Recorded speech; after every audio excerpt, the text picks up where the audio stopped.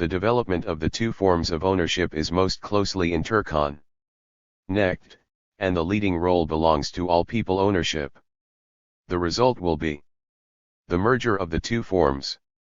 When this process is completed, the chief distinction between the classes will vanish. How will this be manifested? All production workers will labor in industrial and agricultural enterprises owned by the entire people. All will toil under approximately the same working conditions. All will be paid for their work out of public funds and have equal access to the benefits distributed from public funds. Town and country ways. The countryside develops. Process of elimination of the social distinctions between town and countryside is connected with the formation of communist ownership. This process is of utmost importance for the creation of a classless society. Use of the word approximately is not by chance. The point is that an indefinite period distinction between work HIG conditions connected with specifics of agricultural production will persist. This distinction longer has a social character. 195. But, one must remember, social distinctions between town and countryside cannot be completely identified with class distinctions. This would be a mistake, since not only kolkhoz members but also sovkhoz workers and a large segment of rural intelligentsia live and work in our rural areas. Moreover, the reason for persistent distinctions lies not only in the original antagonism of the classes but also in the historical circumstances of society's development. As locations of industrial concentration, the cities have long enjoyed a higher level of working and living conditions, whereas the exploiter classes attempted to perpetuate the comparative backwardness of the villages. The victory of socialist relations in all branches of social production led to the disappearance of this contradiction. The villages ceased to be primitive raw material sources to the city. They were converted into one of the equal components in the social system of socialism. The town offers various kinds of assistance to the countryside. In the most social moments in the history of village life, the workers sent tens of thousands of their best sons to help the toiling peasantry organize the kolkhozes and put an end to agent and backwardness. The town has given the countryside first-class equipment, thus ensuring a rapid rise in productivity of agricultural labor. A great deal has been done for the countryside in recent years. The state has allocated tens of billions of rubles for capital investment in agriculture and granted its toy construction of communal buildings, housing, and cultural and service facilities in the rural areas. Along with economic development, a cultural revolution has changed the face of the countryside. Hundreds of thousands of qualified specialists with higher and secondary school education, agronomists, veterinarians, physicians, engineers, educators are now working in the rural areas. Millions of inhabitants in the countryside have acquired various mechanical skills. It is difficult to imagine the present-day village without a school, hospital, cultural center, LABAI, motion picture house, radio receivers, amateur art groups, and sports organizations. But substantial distinctions between town and countryside still persist. The village is seriously lagging behind the town in housing conditions, household conveniences, and comforts, and cultural development. In this we see the remnants of the original social inequality, which will decidedly vanish in the process of constructing communism. The Communist Party has outlined a whole system of measures to overcome the cultural and day-to-day backwardness of the countryside. Rural settlements will receive all the modern facilities needed to satisfy demands for everyday repairs and other services. At the same time, the system of public education and network of cultural institutions will be expanded. The rural population will be able to enjoy all material and cultural benefits on a par with city dwellers. Imagine a peasant living in a rural area and having all kinds of conveniences and services. Would he feel any less favored than the city dweller? Certainly he would not. Rather, it would be the reverse. Other things being equal, rural life has a number of advantages over urban life: clean air, absence of noise, and the aesthetic enjoyment that comes from continuous contact with living nature. Indeed, the problem is how to make the cities healthier places in which to live, which will also be solved under communism. Even now there are great projects in our country to establish green areas in our cities. Around Moscow and other large industrial centers, the first satellite towns are being created, combining the best features of town and country life.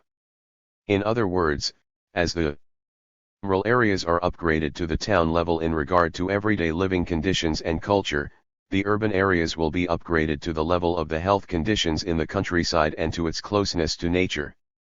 All this will lead to disappearance of the very notion of village, in the present sense of the word. Efficiently planned cities, freed from overpopulation, purified from soot and smoke, will merge with endless rows of well-built settlements with all conveniences. In addition, the excellent means of communication will leave no reason for any feeling of isolation in a remote spot. The 2104 now brings Leningraders to Moscow in 50 minutes, the exact time it takes for a Muscovite residing on the city outskirts to get to its center. These airplanes will be replaced soon by supersonic passenger aircraft and, later, by rocket planes. In brief, trips between various centers on official or personal business will become no more difficult than it is now to visit with relatives in a neighboring village.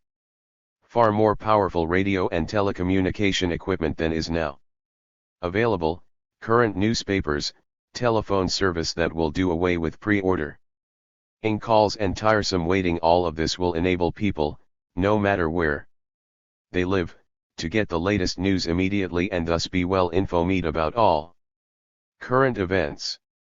Conversion of agricultural labor into one variety of industrial labor. Finally, due to mechanization and, later, automation of agricultural production and to the introduction of science into soil cultivation and livestock raising, agricultural labor will become another variety of industrial labor. Only in this way can the gap between countryside and town be closed. Agricultural labor with its special characteristics were not adaptable to mechanization and automation, all attempt to eliminate the social distinctions between town and countryside would necessarily be doomed to failure. Judge for yourselves.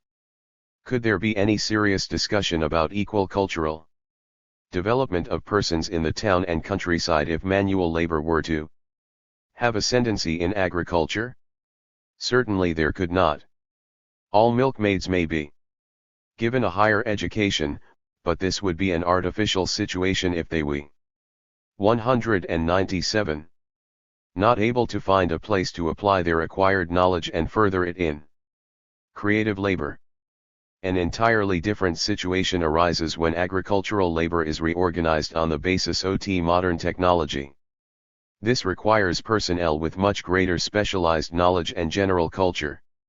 It is unthinkable to employ scientific methods to increase livestock productivity without some knowledge of biology, veterinary science, and other skills. Limitless opportunities are being created to search out the most efficient methods of managing farms, to experiment and innovate. The kolkhozes and sovkhozes will be converted into real factories of grain, meat, milk, and other products. And what is factory work but industrial labor? That requires not only a higher degree of culture but also a higher level of collectivistic outlook on the part of the toilers. One must bear in mind that difficulties will be encountered. The task of automating agricultural labor is more complex because of its specific nature. Production processes in soil cultivation and livestock raising are heterogeneous, not only engine and equipment take part, but nature as well.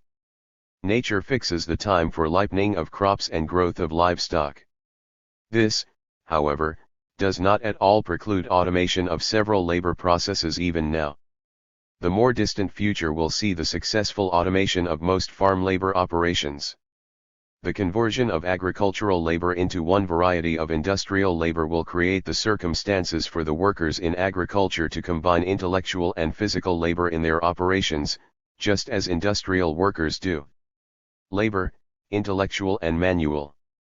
From opposites to unity. The utopian socialists dreamed of the day when it would be possible to put an end to one of the greatest injustices of class society, the division of persons into intellectual and manual workers. Socialism has done away with the original antithesis. Under socialism, intellectual work has ceased to be an inherited privilege, knowledge has been made available to everyone. The Soviet intelligentsia is kith and kin with the workers and the kolkhoz peasantry, sharing the same interests and the same destiny with the basic classes of society. The Cultural Revolution has brought science, technology, and art within reach of the broad masses of the people now. The more than 2 million inventors and efficiency experts, the hundreds of thousands of amateur art group members, the millions of workers and peasants who occupy their leisure time with study and creative efforts are intelligent, in the highest sense of the word. 1-8. However, all this does not change the fact that the division of people into intellectual and manual workers has been retained in society. Can it be abolished once and for all? And how can this be done? One solution, already suggested by the utopian socialists, is to alternate intellectual and manual labor. This alternation already takes place in many persons' activity. A manual worker, for example, his assignment completed, sits down to study or work on some technical improvement, a mathematician who has been working through the day at theoretical computations tends a garden in his free time. In these cases, as we see, the alternation of occupations occurs during the non-working time. The man's basic profession remains the same, and either manual or intellectual work, as before, predominates. Work alternation will be even more developed with the shortening OT work time. This will be useful both for the individual and society. However, modern production and science demand that people specialize. Regardless OT the job. Whether repairman, agronomist, teacher, there is always need for certain skills, experience, and qualifications. To become really skilled, a person must dedicate himself mainly to one field. He can hardly be expected to achieve CES results in production, science, or art otherwise. All indications AIE toward the need OT. Far-reaching specialization, persons must have complete mastery in their chosen profession. Where, then, can this problem solution be found? The answer, apparently, is to change the nature of manual labor, bringing it nearer to intellectual labor. It is essential, in other words, that production work itself require of the toilers a high degree of intellectual culture and honor them the possibility of creative activity. This is exactly the goal to which the construction of the material technical base of communism is leading. First OT all, heavy manual labor is disappearing forever. Everywhere machinery is coming to man's aid. In the last 2 or 3 decades alone, several hundred occupations requiring unreasonable expenditure of human energy, causing great injury to health, and shortening workers' lives, have become obsolete. The more complex machinery becomes, the higher the demands on the worker-operator, who must know fundamental principles of various sciences and thoroughly understand production technology. It is no longer possible for him to limit himself to mechanical repetitive actions he once learned. He must therefore rely upon his knowledge, combining it directly with his labor. Conditions are being created for organic unification of intellectual and manual labor in men v productive activity. These objective conditions will be supplemented by such organization OT public education as to assure the all-round development of each of society's members. Every person will make a thorough study OT his chosen specialty, will be familiar with the fundamentals of contemporary science, and will acquire the habit of participating directly in productive labor. 199. Automation and labor.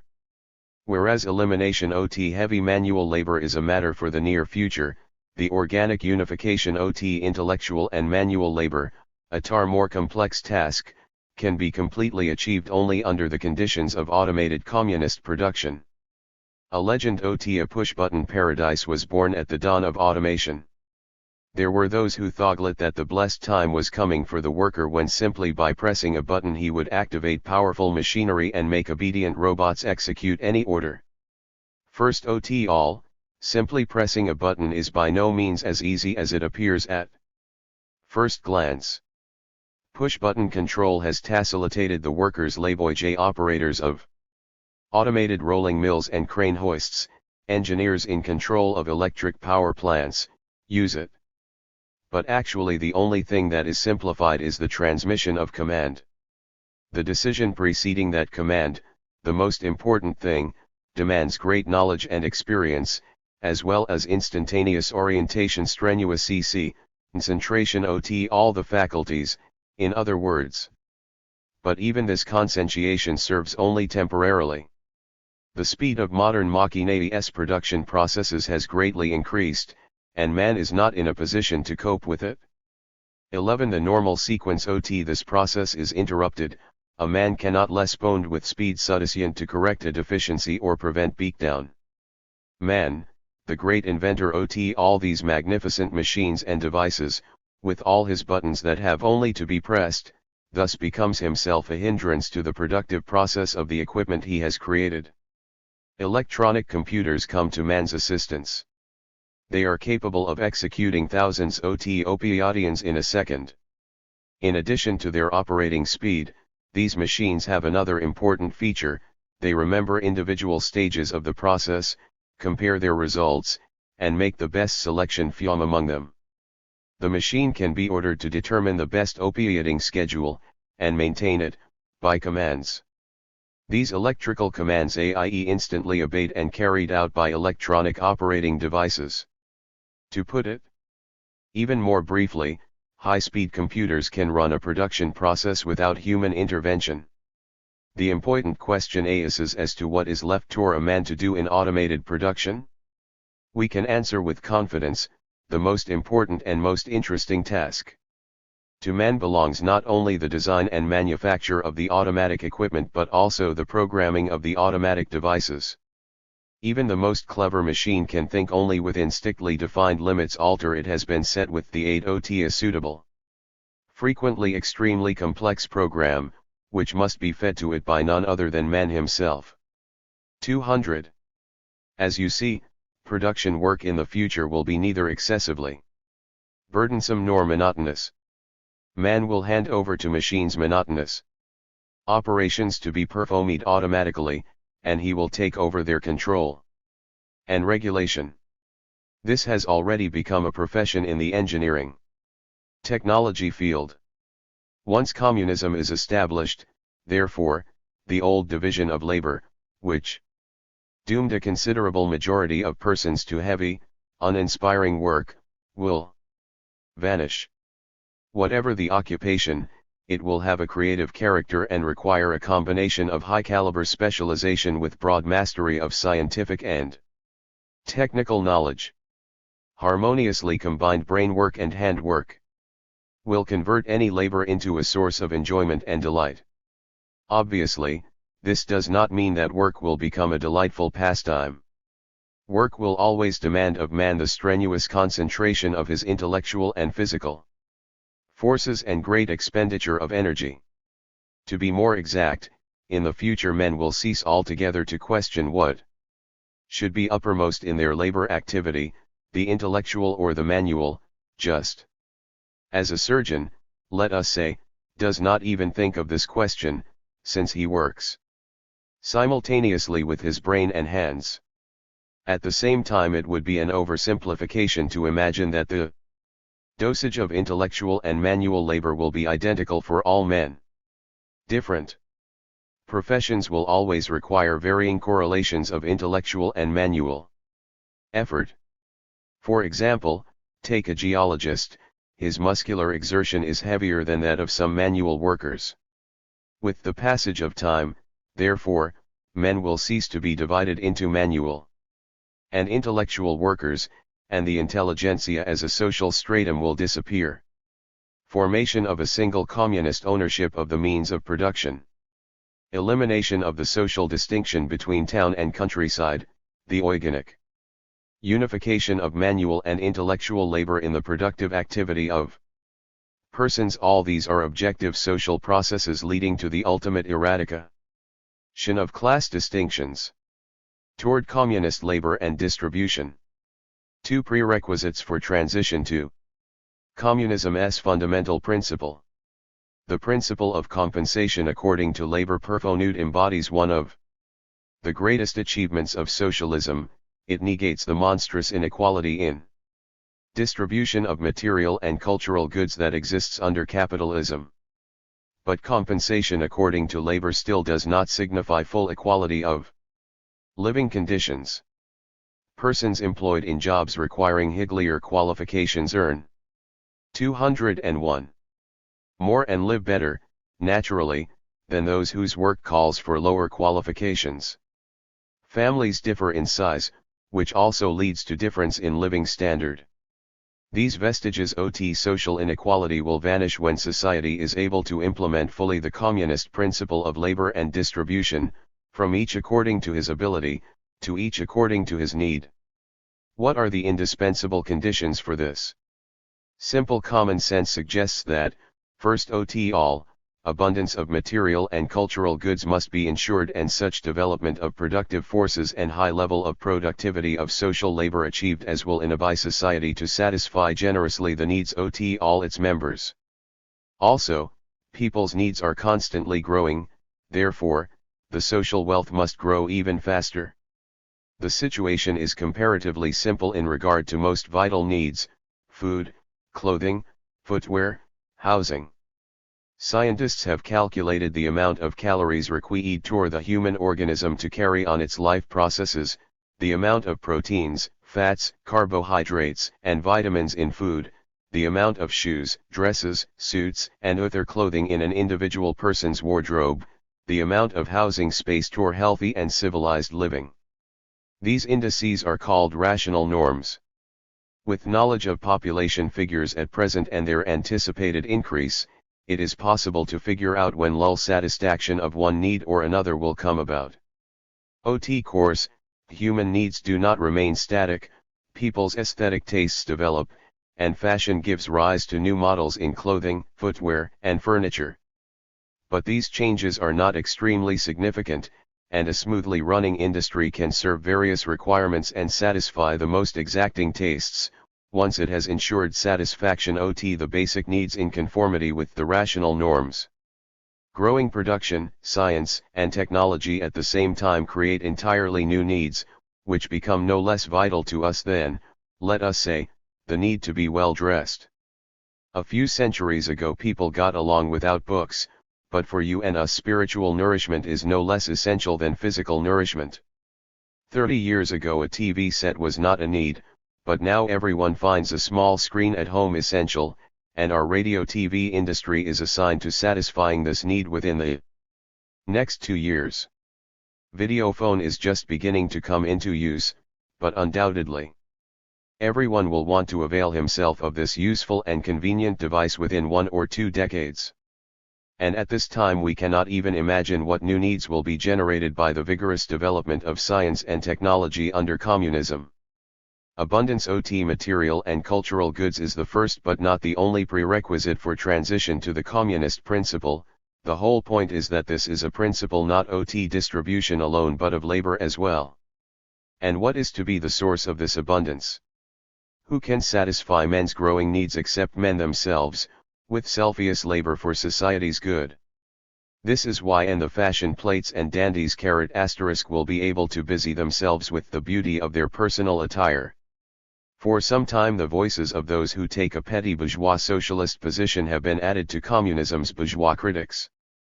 The principle of material incentives has nearly always been the most important target of their attacks.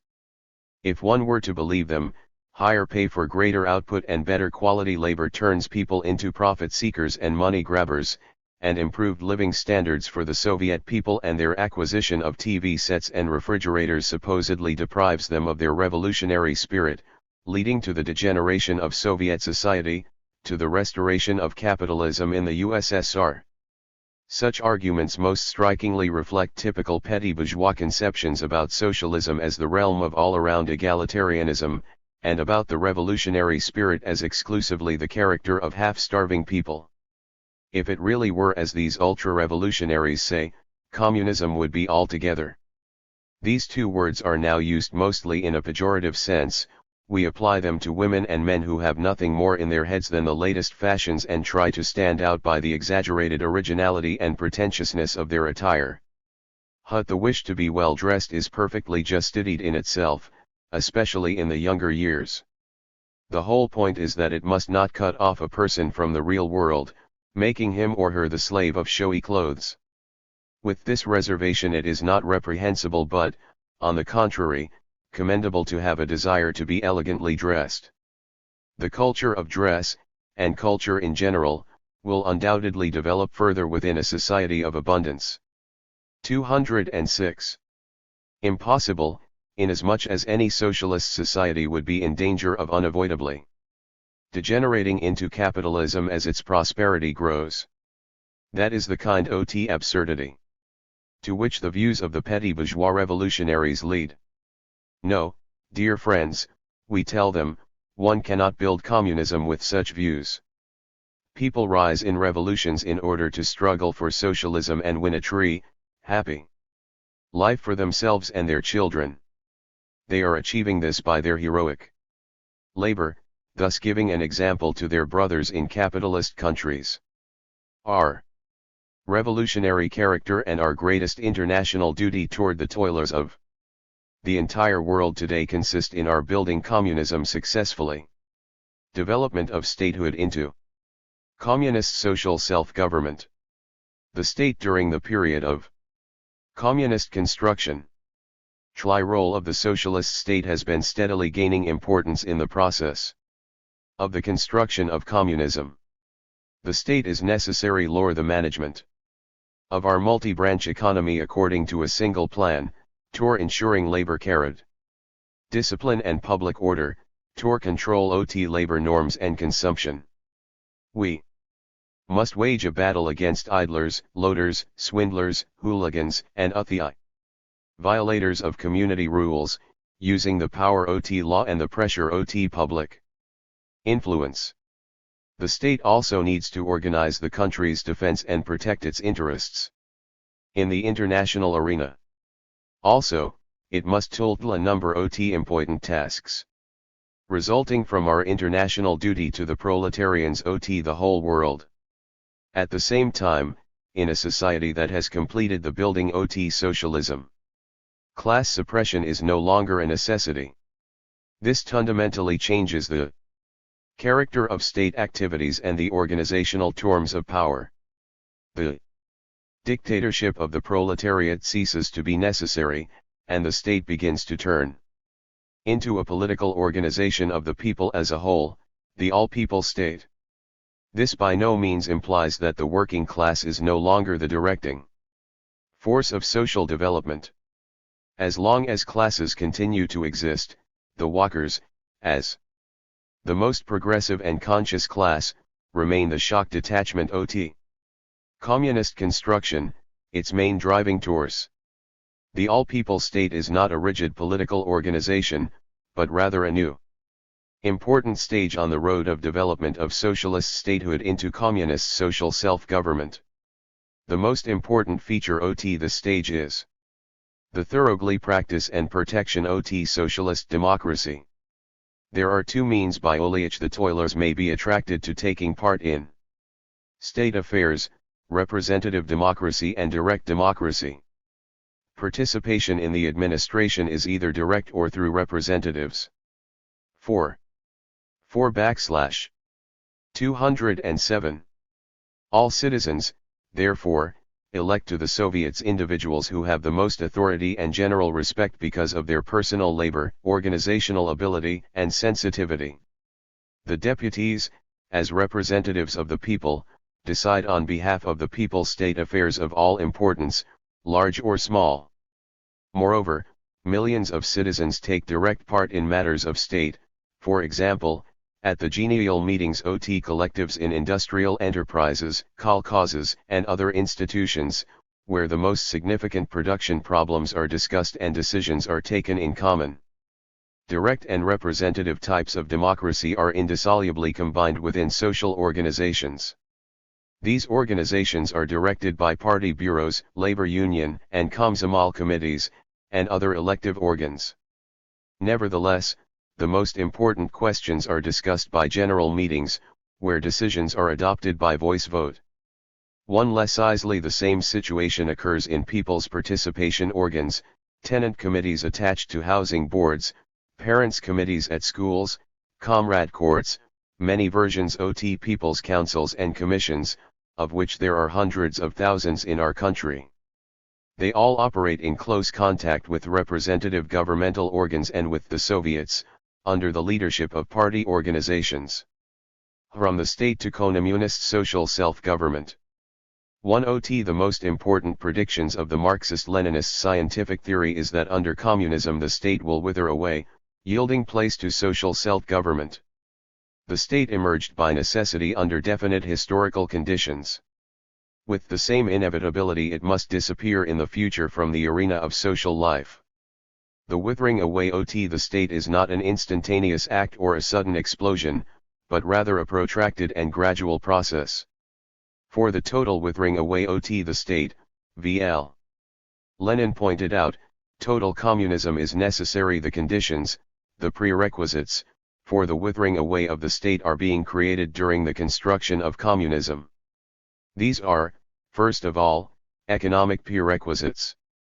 Among them is attainment OT a level OT development of productive choices that will satisfy fully and without fail the people's growing material and spiritual needs, with the result that control of labor and distribution norms will become unnecessary.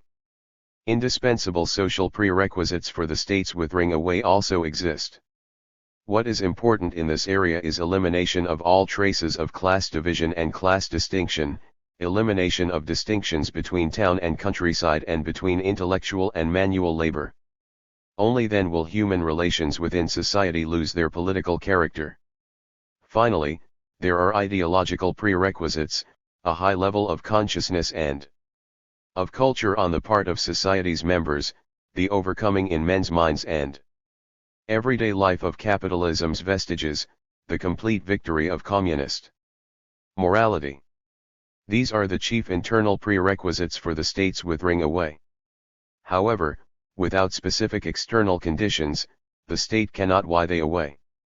These are the total and final victory of socialism in the international arena and the elimination OT any danger OT armed attack on the part of imperialism. The withering away of the state and emergence of communist social self-government should not be considered two separate and independent processes. In fact, it would be most unreasonable to ignore the great experience accumulated by the socialist state, those forms and methods of managing society's affairs that have proven themselves with time and may be successfully used under communism.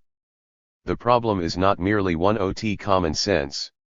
Objectively, one cannot imagine a course OT events in which the state TNST withers away and then, on the cleared space, constitution OT a system OT. Social self-government begins. This is an indivisible process, the process of development of socialist statehood into communist social self-government.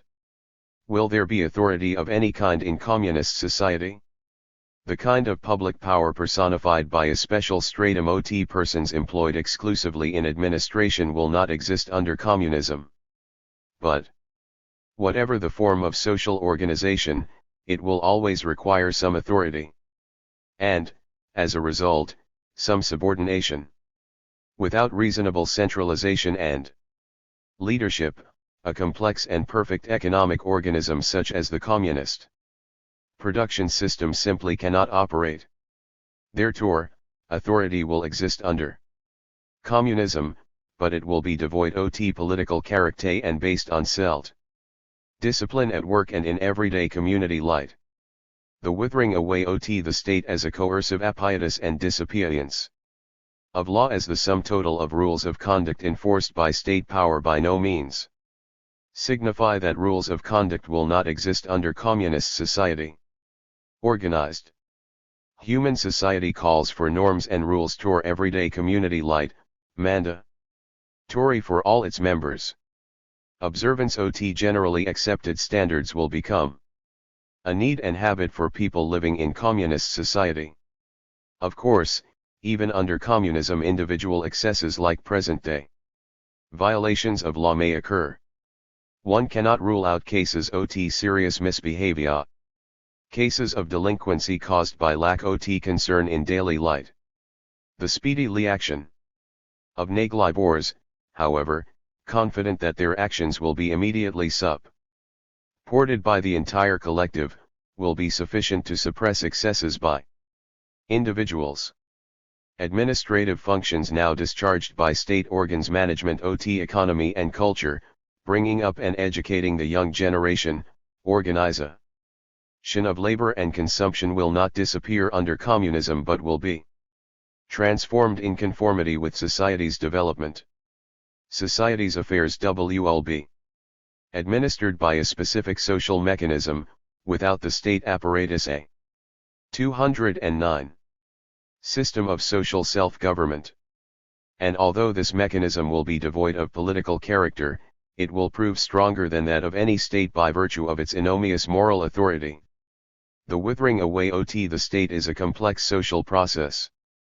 It is perfectly clear that when it is installed, the system of communist self-government will not immediately reach the necessary organizational perfection. There are, therefore, good grounds for affirming that the Communist Party will last for some time, even after the withering away of the state. When the party will have ensured reliable, well-coordinated functioning of all the links of social self-government, its historic mission will be fulfilled and it will merge with the whole of society. Review questions. 1. What is the significance for the construction of communism of increased labor productivity? 2. What are the chief trends of development in the scientific and technical revolution?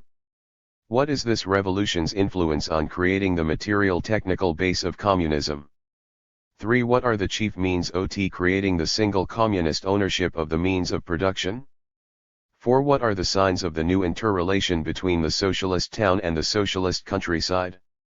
5. How does society achieve the organic integration of intellectual and manual labor? 6. How is the process of development of socialist statehood into communist social self-government manifested? Points to consider and discuss. 1. What do you understand by communist labor? What will your personal contribution to the construction of communism be? 2. Show what social consumption funds provide by taking as an example your family and people you know. 3. Bourgeois sociologists are trying to prove that class distinctions within Soviet society are not fading away but that, on the contrary, stratification into isolated, unequal social groups is taking place, with new classes emerging. Petty bourgeois ultra-revolutionaries, in their turn, consider impostors, thieves, speculators criminal elements of every shade A class. Give them your answer. For there is an argument between two persons. One maintains that professional art should be discontinued under communism, that abundant leisure will provide everyone with the possibility of creating art masterpieces without abandoning his work in the production process. The second man's objection is that without concentration of all the spiritual powers on a single subject, nothing worthwhile can be created, that repudiation of professional art would lead to art's ruin. The debaters come to you and ask that you arbitrate. 5. Read and evaluate these books, Utopia by Thomas More and The City of the Sun by Tommaso Campanella. Which predictions of the utopians have proved correct? And where did the science and practice of communism set them straight? 0. Education of the new man. Communist man is being bombed today. Dispute bout man. Communism brings men abundance of material and spiritual goods and creates the conditions for happiness. Nevertheless, it also makes serious demands of men. We must earn these vital goods by our own labor. Equality will not be firmly established until man begins treating his fellow man as friend and brother. The man who is subject to religious prejudices cannot become truly free. No one who is spiritually poor, a stranger to the joy of knowledge, deaf and blind to the beauty of art, can become happy. In other words, along with constructing communism, society must make ready for it. It must instill lofty qualities in its members and help them rid themselves of everything that tarnishes human dignity. And these matters are much more complicated than presented in certain utopian novels, which do not make clear where all the ready-made communists come from, nor where all those who do not meet communism's demands vanish. Of necessity, we must construct communism with the human material produced by history, and this material is not homogeneous. There is much in it that is good, but not a little is bad. To shape the new men means refashioning their psychology, their attitude toward labor, society, family, means effecting a revolution in their seriousness and behavior. Is this objective at all possible? The bourgeois sociologists and moralists say no. Man, they say, is by his very nature a vile creature. For 2,000 years he has been taught, do not kill, do not steal, do not deceive. And, as before, blood is still being shed in the world, pillage abounds, and brother betrays brother. To some degree, of course, men can adjust themselves to community living, they can be made to observe external decency. But one will never succeed in exterminating the beast in man and save him from his vices. The Marxists say, yes, man can be re-educated. The bourgeois sociologists and moralists are wrong. Human vices will inevitably die out with the eradication of the social conditions that generate them. Private ownership and exploitation of man by man are the chief ones. v. Private ownership divides society into a handful of rich, make. Extravagant use of all the good things in life, and the multimillion mass of toilers, who are robbed materially and spiritually, and deprived of the opportunity to develop and apply their own creative capacities. In the world of private business, bourgeois individualism inevitably prevails, setting men against each other and asserting the laws of wolfish bourgeois morality, every man for himself, rob others before they rob you, to the rich and powerful all things are permitted. Homo e lupus. It is not only the objective conditions of social light in the capitalist world, which produce the relationship war all against all others. Another contributing element is the whole bourgeois ideology glorifying the cult of the strong individual who know how to trample on the neck of his competitors and conquer power and wealth by brutality and deceit. This was expressed most openly and cynically in the Tassist theories, which reflected the views of the reactionary imperialistic bourgeoisie. The ideological precursor of fascism, the German philosopher Nietzsche, proclaimed the advent of the era of the Superman and the blonde beast who would drown the world in blood and subject the entire human race to slavery. The corrupt bourgeois morality is opposed by the revolutionary morality of the proletariat, which carefully preserves all the best ethical qualities cultivated by humanity on its historical path. And not only preserves them but defends them against the bourgeois ideology. This circumstance alone convincingly exposes the slander against human nature by the bourgeois ideologists. No, it is not nature that is responsible for human vices, but rather the system of capitalism that deforms actual human nature. Of course, a revolution in consciousness is the most complex of all revolutions. But it will inevitably be a success in a society where the very conditions of life objectively promote an alteration in human psychology and The triumph of the new communist morality. The dispute about man and his destiny has long ago progressed from theory to practice. In the other part of the world, which was split in two in 1917, it is being persistently insinuated to the working man that he is a pygmy. In eager rivalry, church preachers, radio and TV commentators, and authors of philosophical treatises attempt to convince him that all light on earth is like a spore mold on a cheese rind, and he himself just a dust particle holding out against the elements and a subservient executor the will higher beings. In contrast, at our socialist pole of the universe, the higher, communist concept of human nature is proclaimed. Man is not the slave the elements. Rather, he is the creator of his own happiness, and nature's ruler, not a grain sand in the maelstrom of social storms but history's maker. He is capable of. Point 4. 213. Ridding himself everything within himself that denies human dignity, and he does it independently, building the new world with his own hands.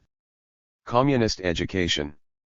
Objective factors at the base the complex process of creating the new man are, social ownership of the means of production, socialist democracy, and the socio-political unity of the entire people established under socialism. The whole structure of our life is a training school for the new man. As children, the Soviet people enter a world where everything is subordinate to the laws of comradeship, where there are no exploiters and exploited, where every person capable of work is obliged to work. The great power of collective labor leaves its imprint on our way of thinking and brings out the best moral qualities. The fact that the economic and political system of socialism facilitates formation of a well-developed person does not at all mean that the revolution in consciousness is accomplished spontaneously. Society cannot entirely depend on objective factors, simply waiting for them to take effect. It strives to speed up the process of remolding consciousness by every ideological means. The school, literature, and art, the press, radio, TV, and other means of influencing men's minds and hearts tirelessly popularize the heroism of labor, the ideas of collectivism and humanism, instilling the traits befitting the communist man. The combination of objective factors with ideological influence is a reliable guarantee that society will manage to solve the immense task of educating the new man. However, the length of time required depends to a considerable extent on a person's attitude. You must agree that it is not easy to teach reading to someone who does not want to be literate. It is difficult to instill good qualities into the person who refuses to admit his shortcomings. In brief, nothing speeds up and facilitates the training process more than a responsive, honest desire on the part of men to become purer and better, to educate themselves. Therefore, communist education is our common affair. But how are we to develop? Whom should we emulate? Should we, perhaps, look for the ideal communist man in the science fiction novels of our writers? These novels are populated by persons who are fantastic, in the full sense of the word. But, in fact, it is not necessary to imitate mere literary heroes when there are living ones. The communist traits of consciousness are reflected in the thought and actions of the progressive-minded Soviet people, in their attitude towards labor, their capacity for wholehearted devotion to our great cause, their loyalty to principles, their honesty, and other great moral qualities. They are the very best models to imitate. What are the traits that can be called communist? What ought to be the essence of the new communist consciousness? First, and most important, the scientific view of the world. 214. N. The scientific worldview. The path to spiritual freedom. Imagine a person who has no worldview. How can he understand reality behind him and find his place in life? Someone like this will have no ideals, clear aims, or convictions. Like a sea, life will toss him here and there, and he will not be able to understand events as they occur. He is a slave of circumstance. It is clear, therefore, How absurd are the views of bourgeois philosophers who consider that the individual's spiritual freedom presupposes freedom from any ideology and any worldview. Deeper insight into man's spiritual world gives us the conviction that actually there is no one who does not have some world outlook. Every person has views of the world and life's meaning, but these are by no means always scientific. And then man is a prisoner of false ideas, of religious or narrow-minded notions. For example, the scientific worldview is the door to the world of spiritual freedom, inasmuch as it provides man with genuinely free choice of action. In everyone's life there are complex situations when it is necessary to make independent decisions. Without ideological training, without having learned how to judge events correctly, one may easily make a mistake, take a wise and possibly irreversible step. Communist consciousness helps one make correct decisions. All of us have often observed and taken part in heated debates about human actions and views, and about events in domestic and international life. Various viewpoints are expressed. How is one to decide which are right and which wrong? How can one convince the others that they are mistaken, and prove his case? One should not forget that often he encounters backward views and attitudes reflecting an alien, bourgeois ideology. He must know how to identify hostile ideas and dispel them. This is a sign of a person's ideological maturity, which is inconceivable unless he has the scientific world outlook. This outlook makes us understand the course and development of world progress, helps us grasp the events inside our country and in the international arena, and permits us to build our lives consciously in the communist style. What does mastery of the scientific worldview require? First, factual knowledge, which provides the material from which the scientific worldview is constructed. However, bits and pieces of knowledge are worth little if they are helter-skelter like single bricks.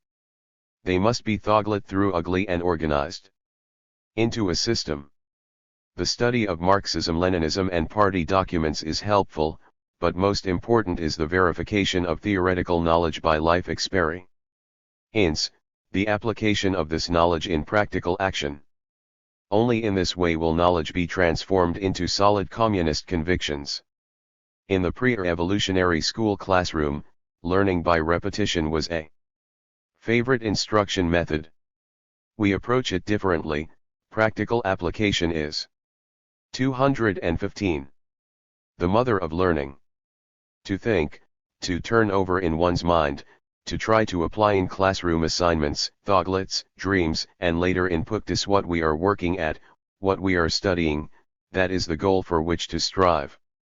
In his speech to the Third Congress of the Komsomol, Lenin pointed out that without effort, without struggle, the knowledge of communism acquired from pamphlets and articles is worth nothing. Only by working together with the workers and peasants can we become real communists. That is why the Communist Party insists that in the conduct of each person communist ideas must be organically joined to communist deeds. Social duty, socialist patriotism, Ami. Internationalism. The communist worldview and devotion to its tenets lie at the basis of a man's understanding of his duty to society and at the basis of patriotic and internationalist awareness. Social duty is one's moral responsibility to his own society and people, his readiness to do everything for their good. Duty, said F.E. Dzerzhinsky, fearless knight of the revolution, is not obligation but necessity, need, profound conviction, the meaning of life. Social duty does not always coincide with personal plans and intentions, sometimes conflicts arise. And it is then that the extent of a man's communist awareness, his world outlook and fidelity to principles are revealed. The ability to subordinate what he desires to what he should do is the indication of a person's political and moral maturity. Thousands of Soviet people behaved this way when they abandoned a comfortable life in the cities and accepted a difficult existence, lull ot privations, in order to provide the country with grain from the virgin lands or make accessible to the people the wealth in the harsh northern regions.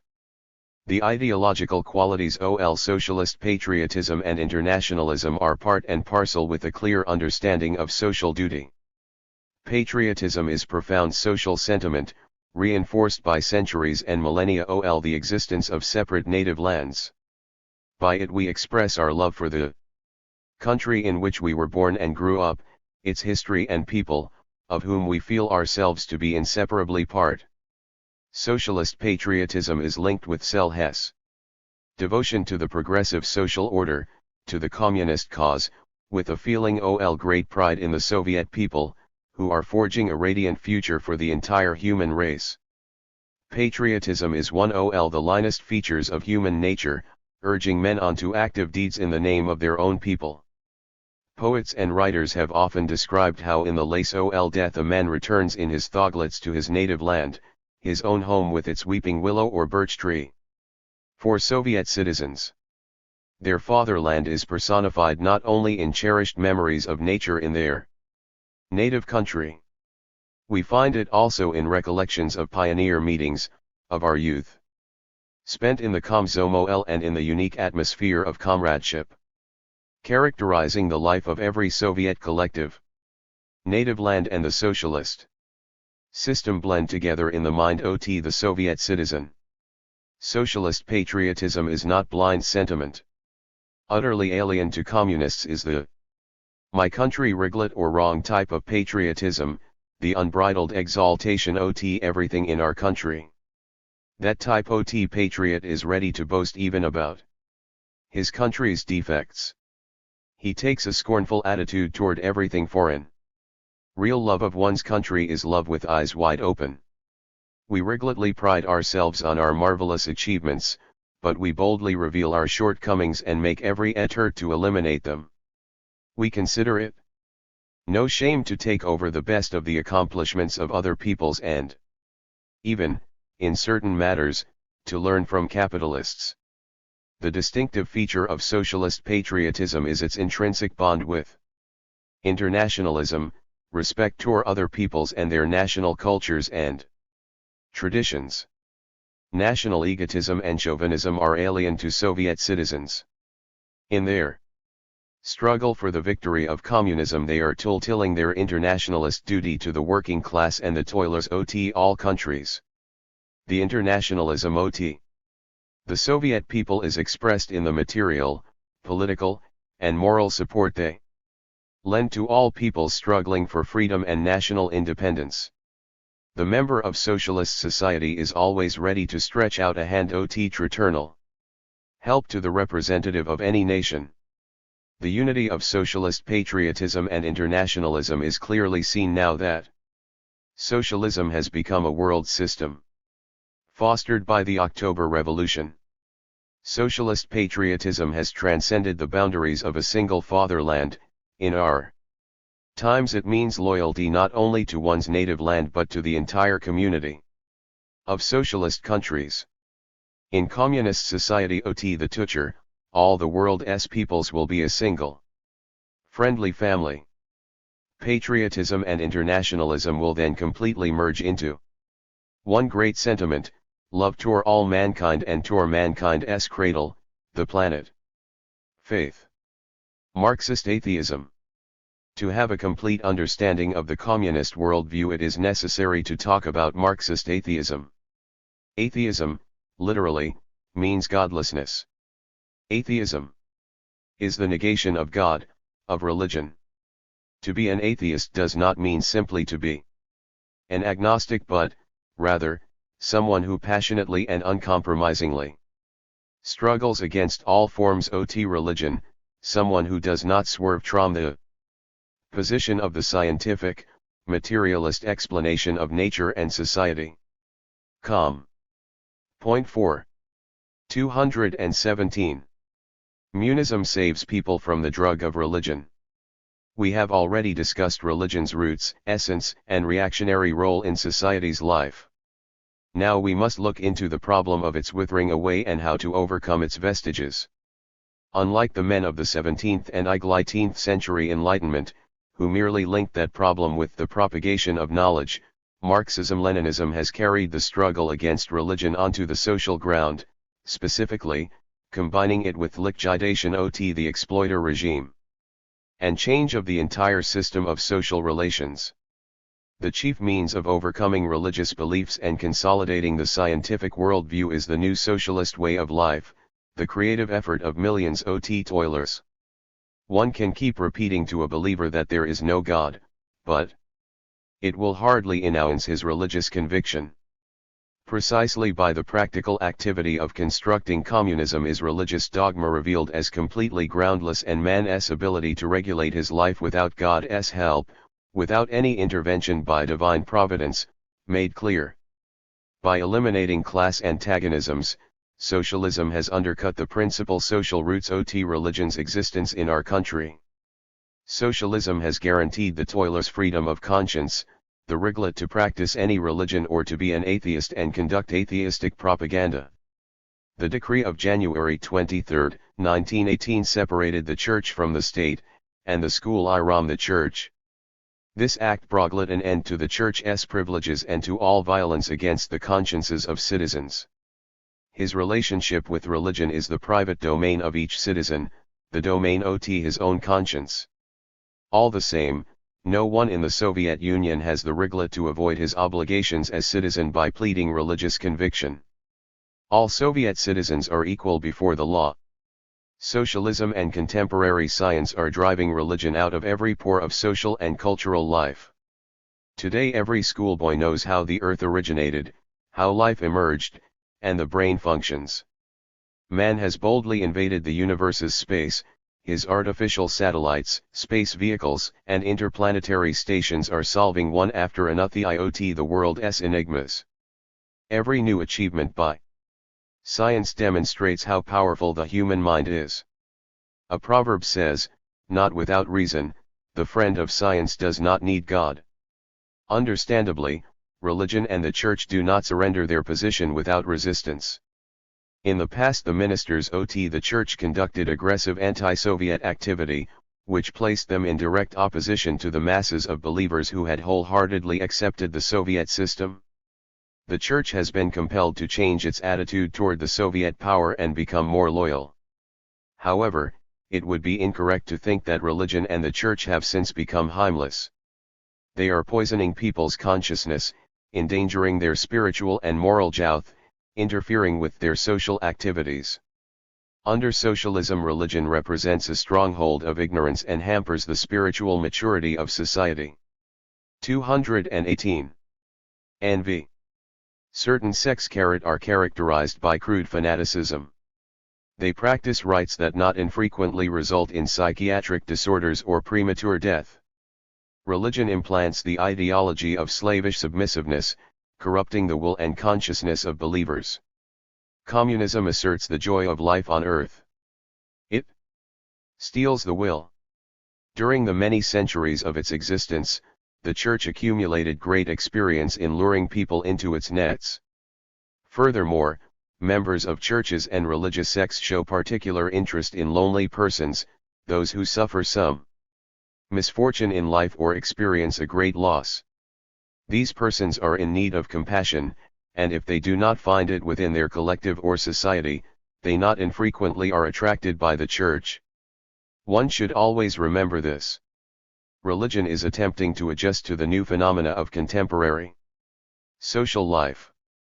The church eagerly makes advances towards communism, saying that all that is wholesome and just in communist principles supposedly has its origin in religion. But in fact, communism and religion are irreconcilably antagonistic. The communist society of the future shall succeed in vanquishing religious prejudice and shall place religion and the church in storage in museums for antiques.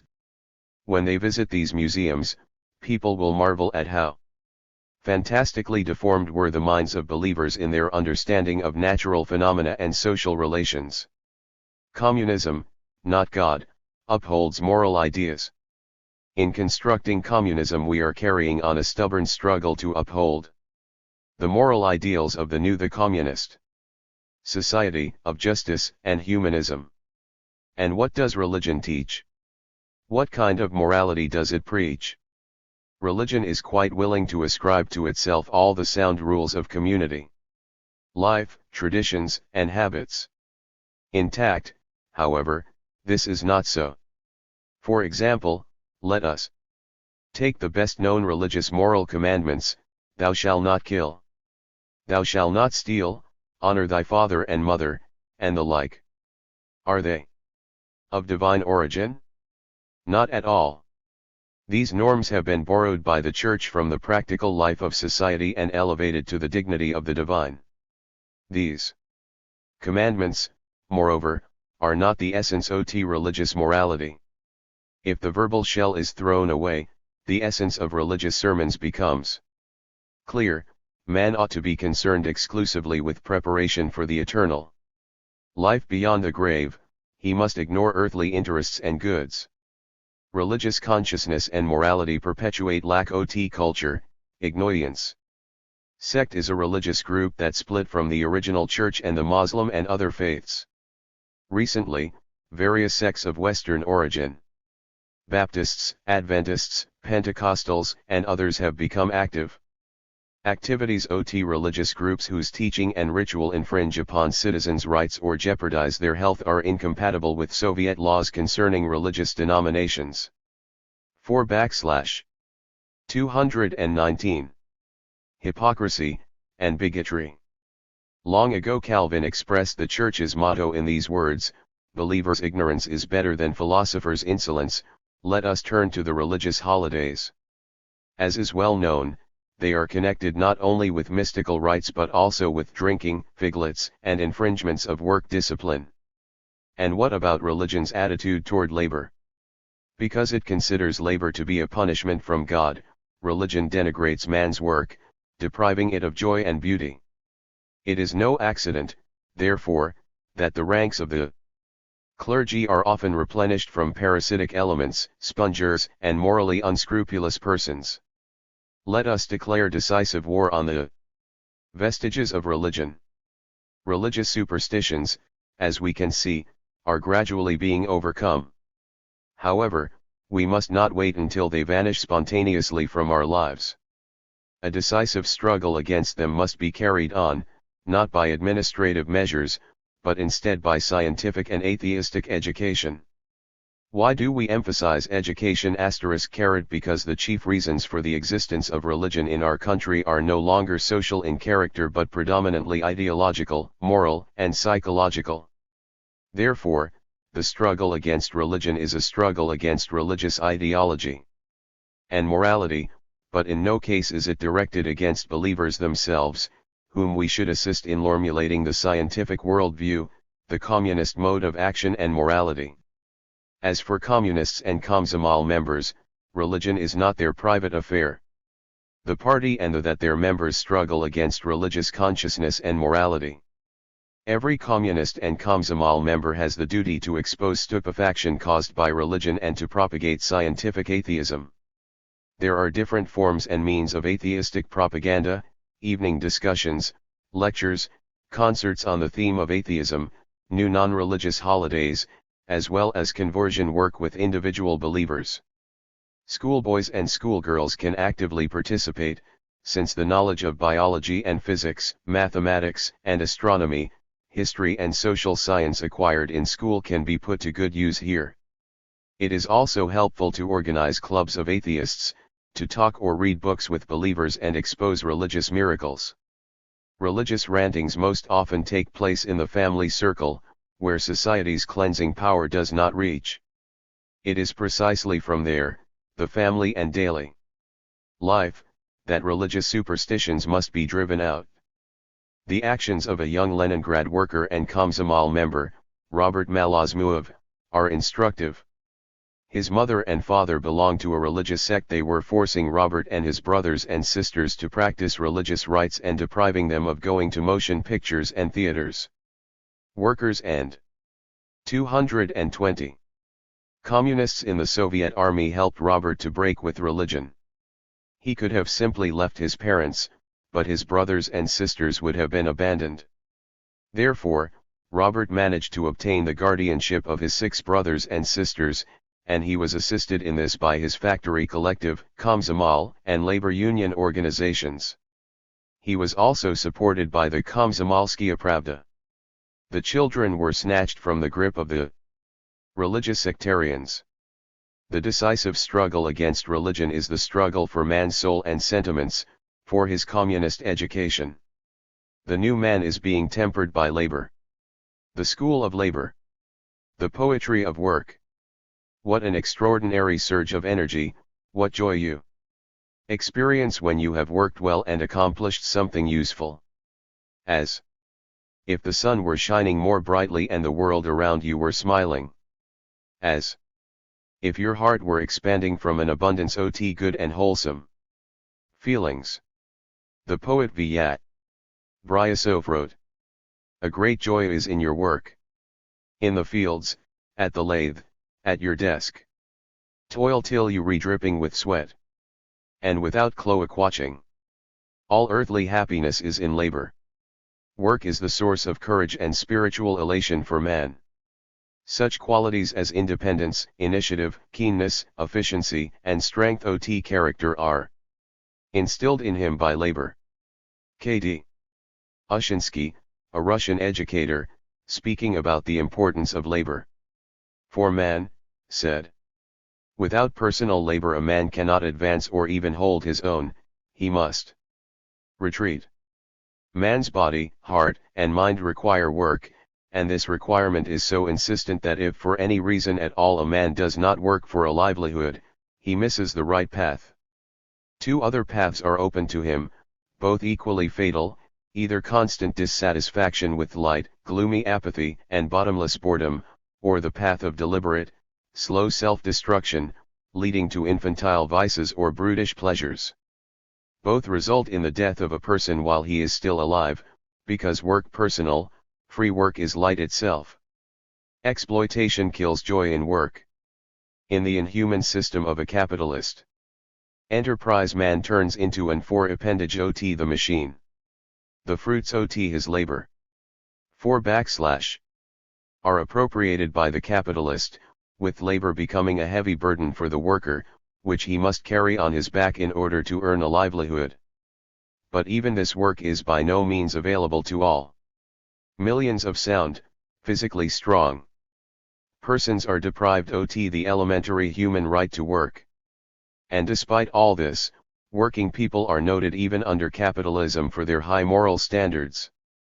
Concerning the workers' moral traits, Karl Marx wrote, "Human nobility radiates upon us from their toil-worn faces." Socialism liberates labor from the shackles of exploitation. Before our eyes, free labor turns into creative labor.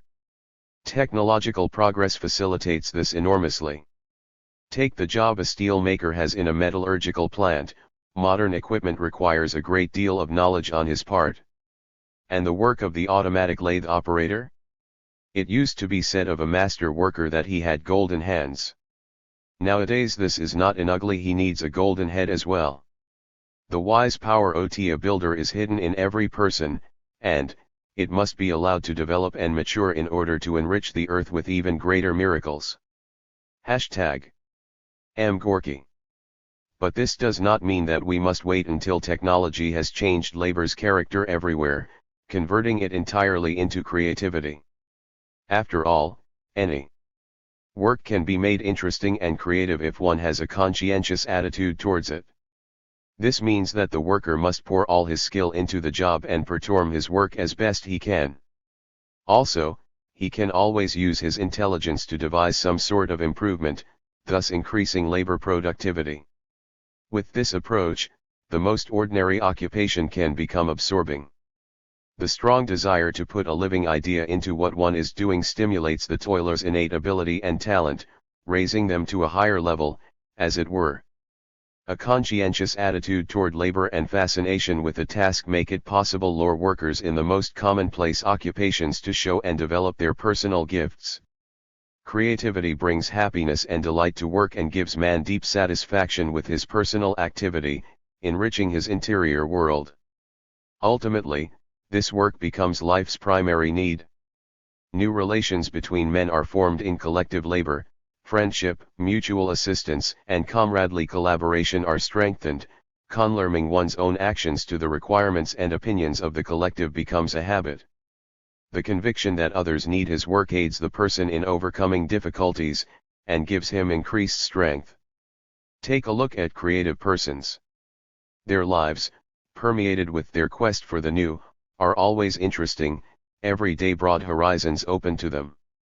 These are truly happy people, they already live for tomorrow. For Soviet citizens, work is a matter of honor, the chief content of their lives, which is why the progressive Soviet people angrily condemn those who do not care about their work or even shirk it altogether. v. 10 Spiritual world OT a slacker or a parasite is narrow and worthless, his interests and desires, petty. Such a person is a moral cripple, deprived OT the Chiat joy in life, lie robs not only society but, tirst OT all, Heineselt. *1 Generation's heroic exploits.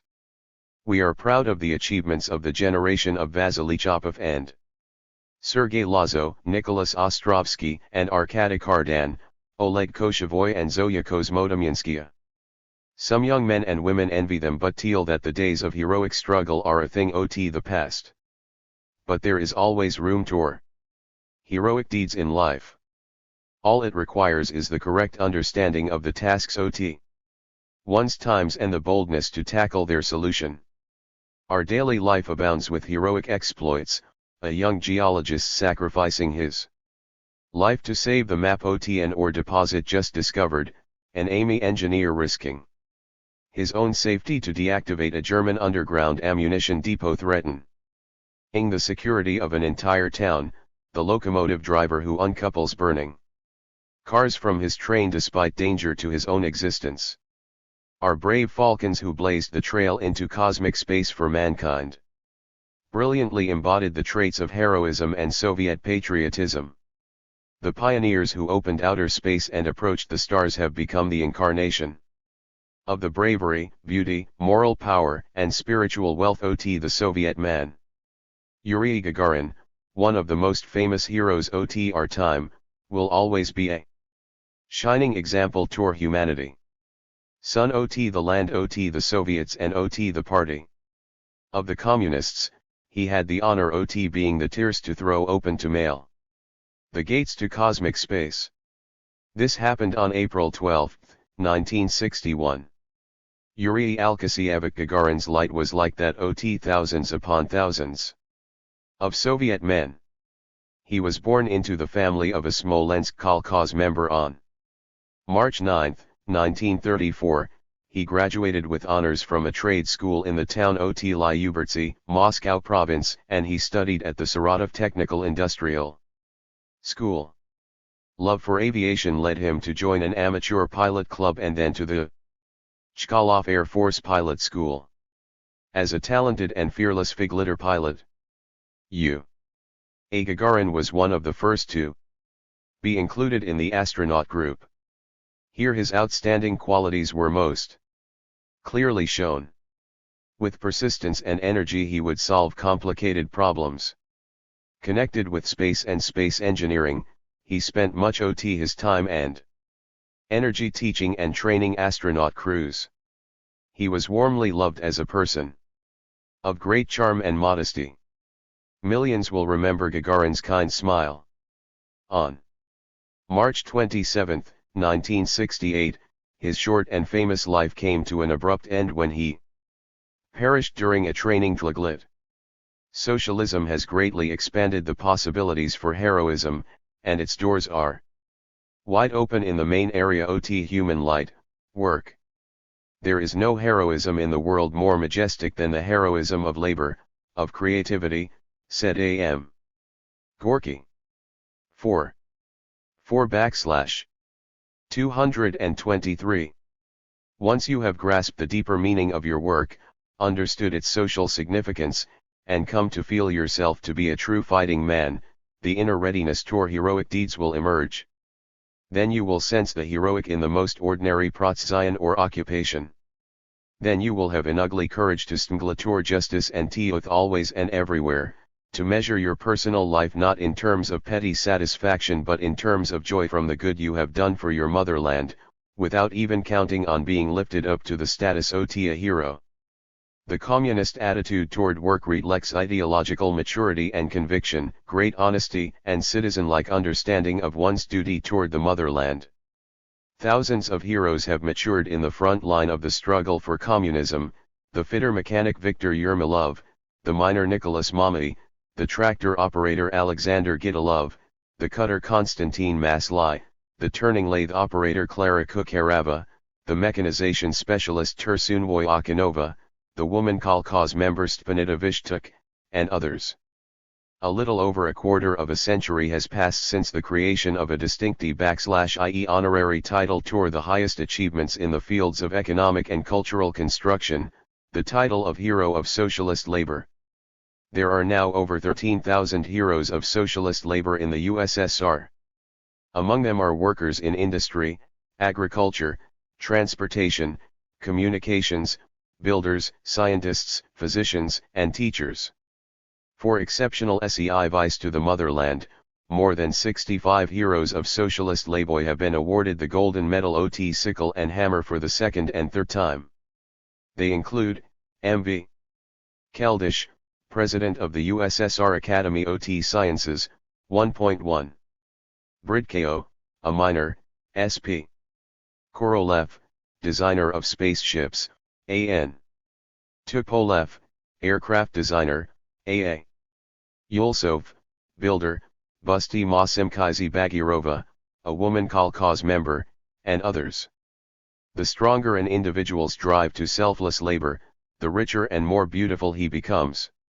Those who have taught themselves a conscientious attitude toward labor are called pioneers of the future. In the process of performing their heroic deeds, they acquire through their labor the invaluable moral qualities of the new man. That is why forming a conscientious attitude toward work is paramount in communist education. Collectivism and Humanism. LL for 1 and 1 for A1. 1. Our world is a world of collectivism.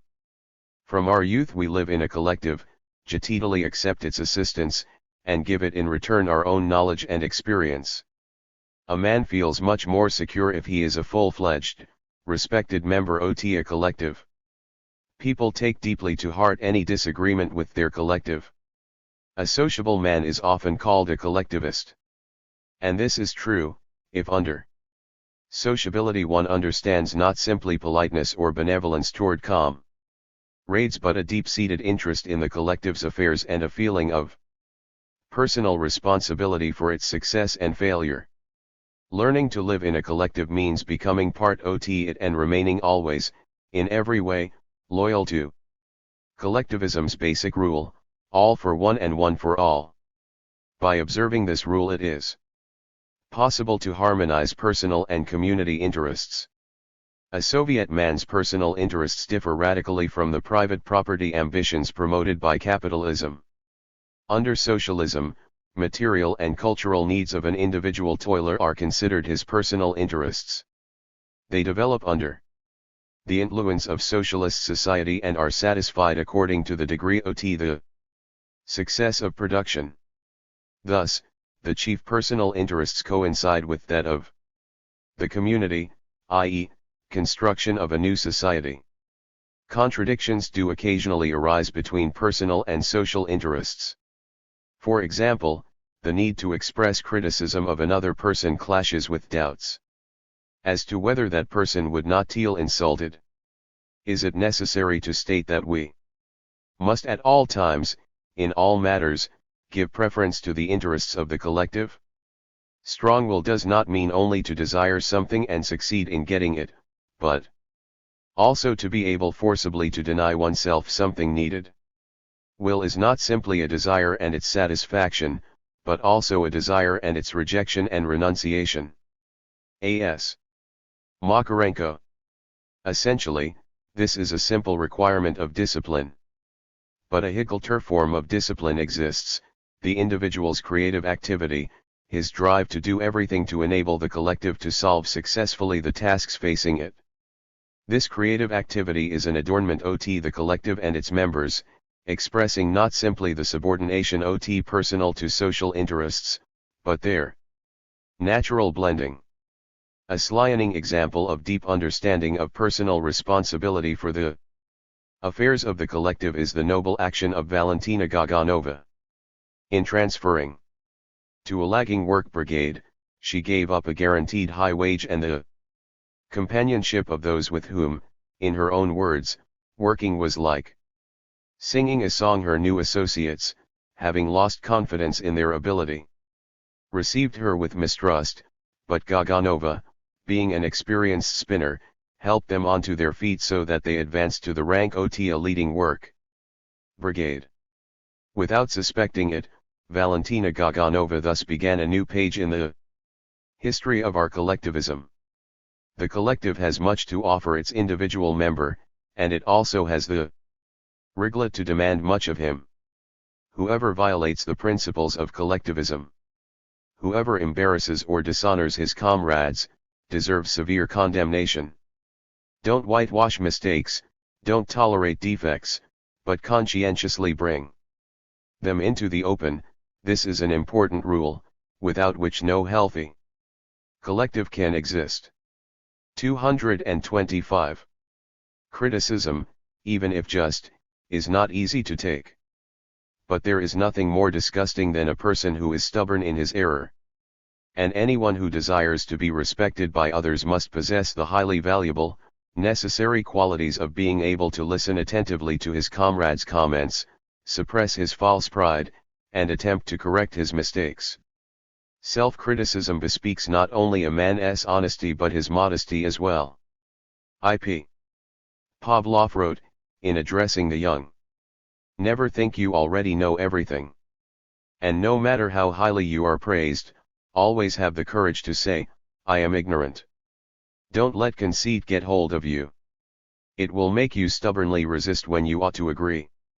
It will make you refuse useful advice and friendly help and lose the necessary degree of objectivity."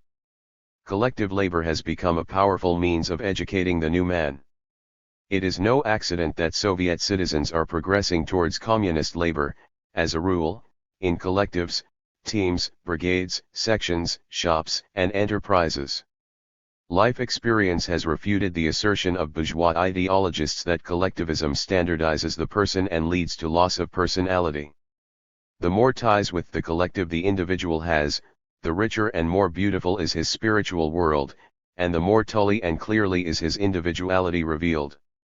Man the friend, comrade, and brother of man. Being a collectivist also means loving people, wishing them well.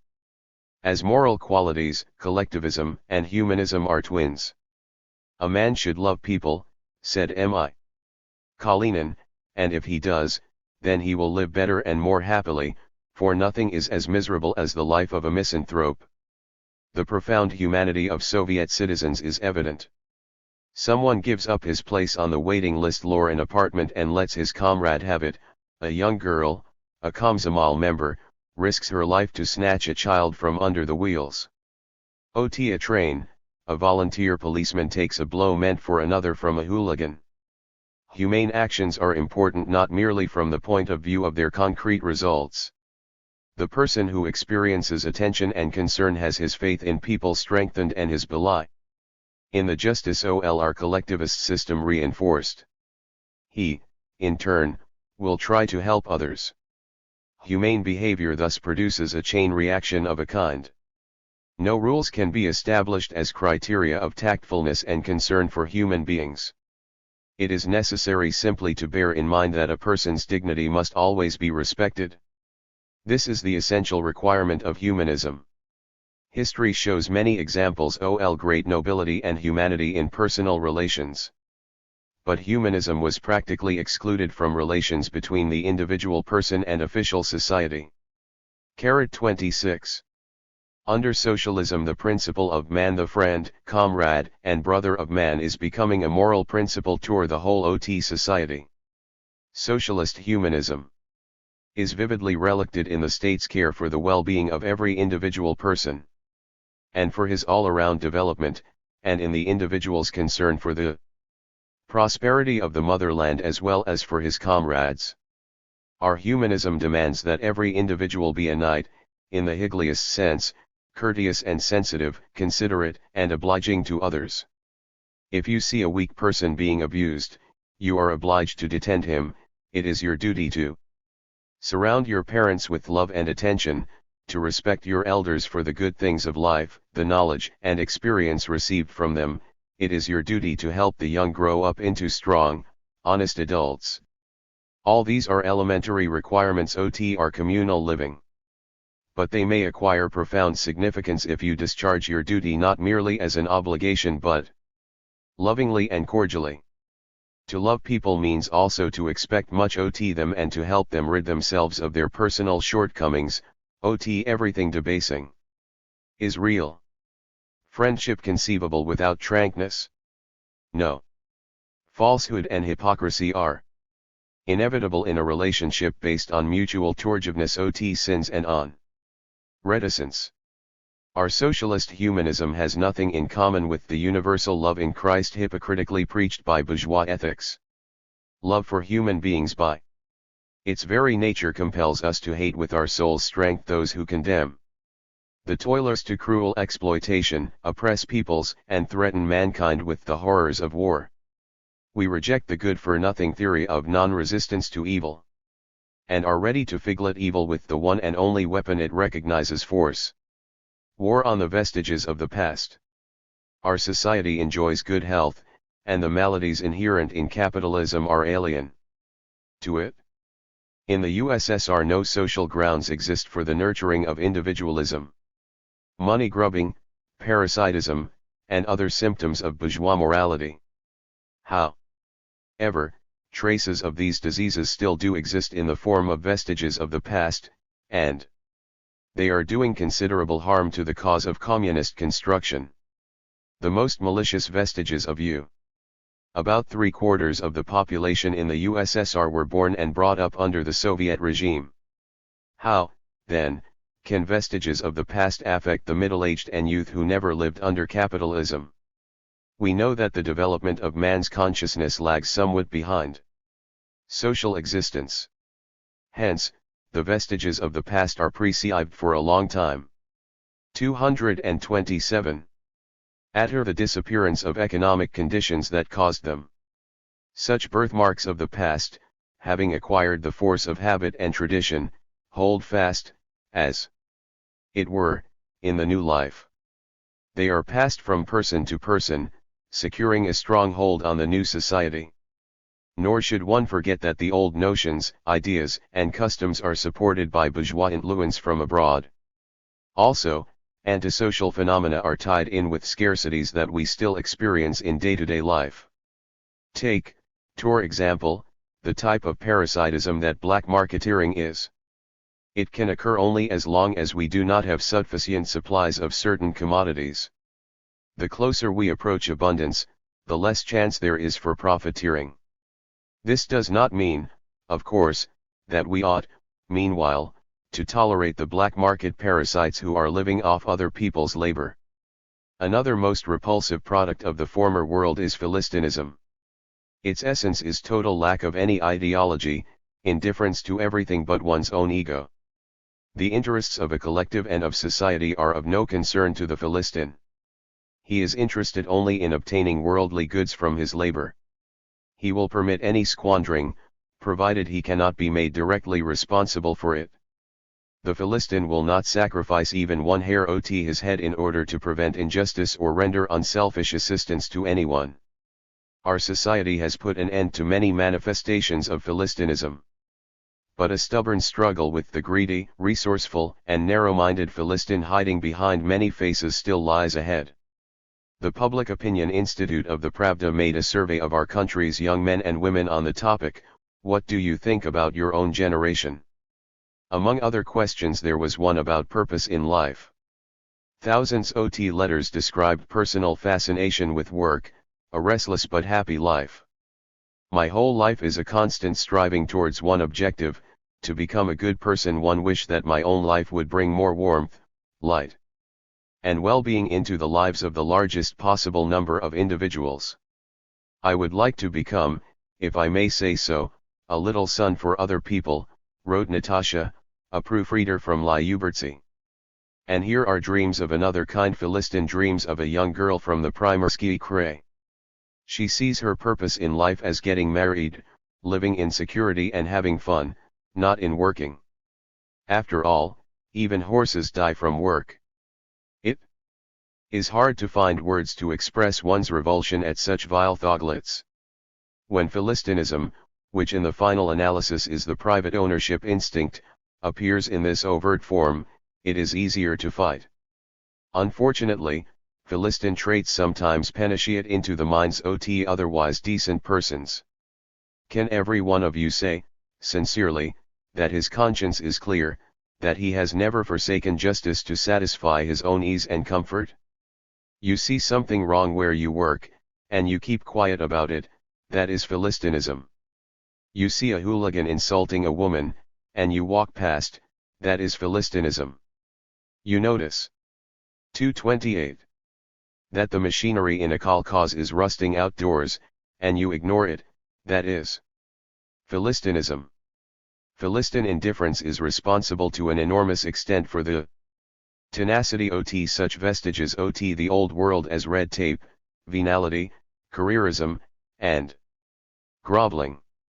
These can only survive where they are tolerated instead of opposed. A hooligan is the Philistin's relative, too. Gorky called a hooligan a creature deprived of any social sentiment.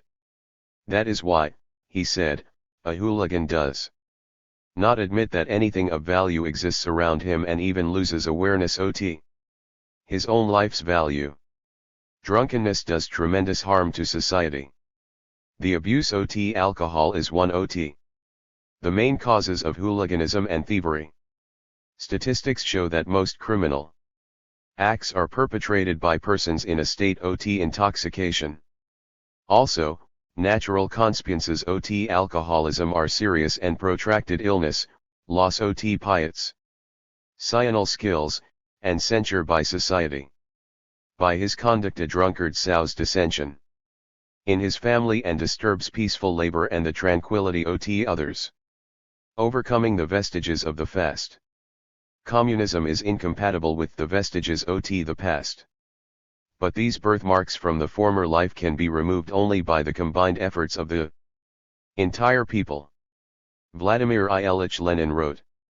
Only the voluntary and conscientious collaboration of the masses of workers and peasants imbued with revolutionary enthusiasm can expose and control cheaters, parasites, and hooligans, and thus conquer these vestiges of the accursed capitalist society, these dregs of mankind, these hopelessly rotten and dead limbs, this infection, plague, and ulcer inherited by socialism from capitalism.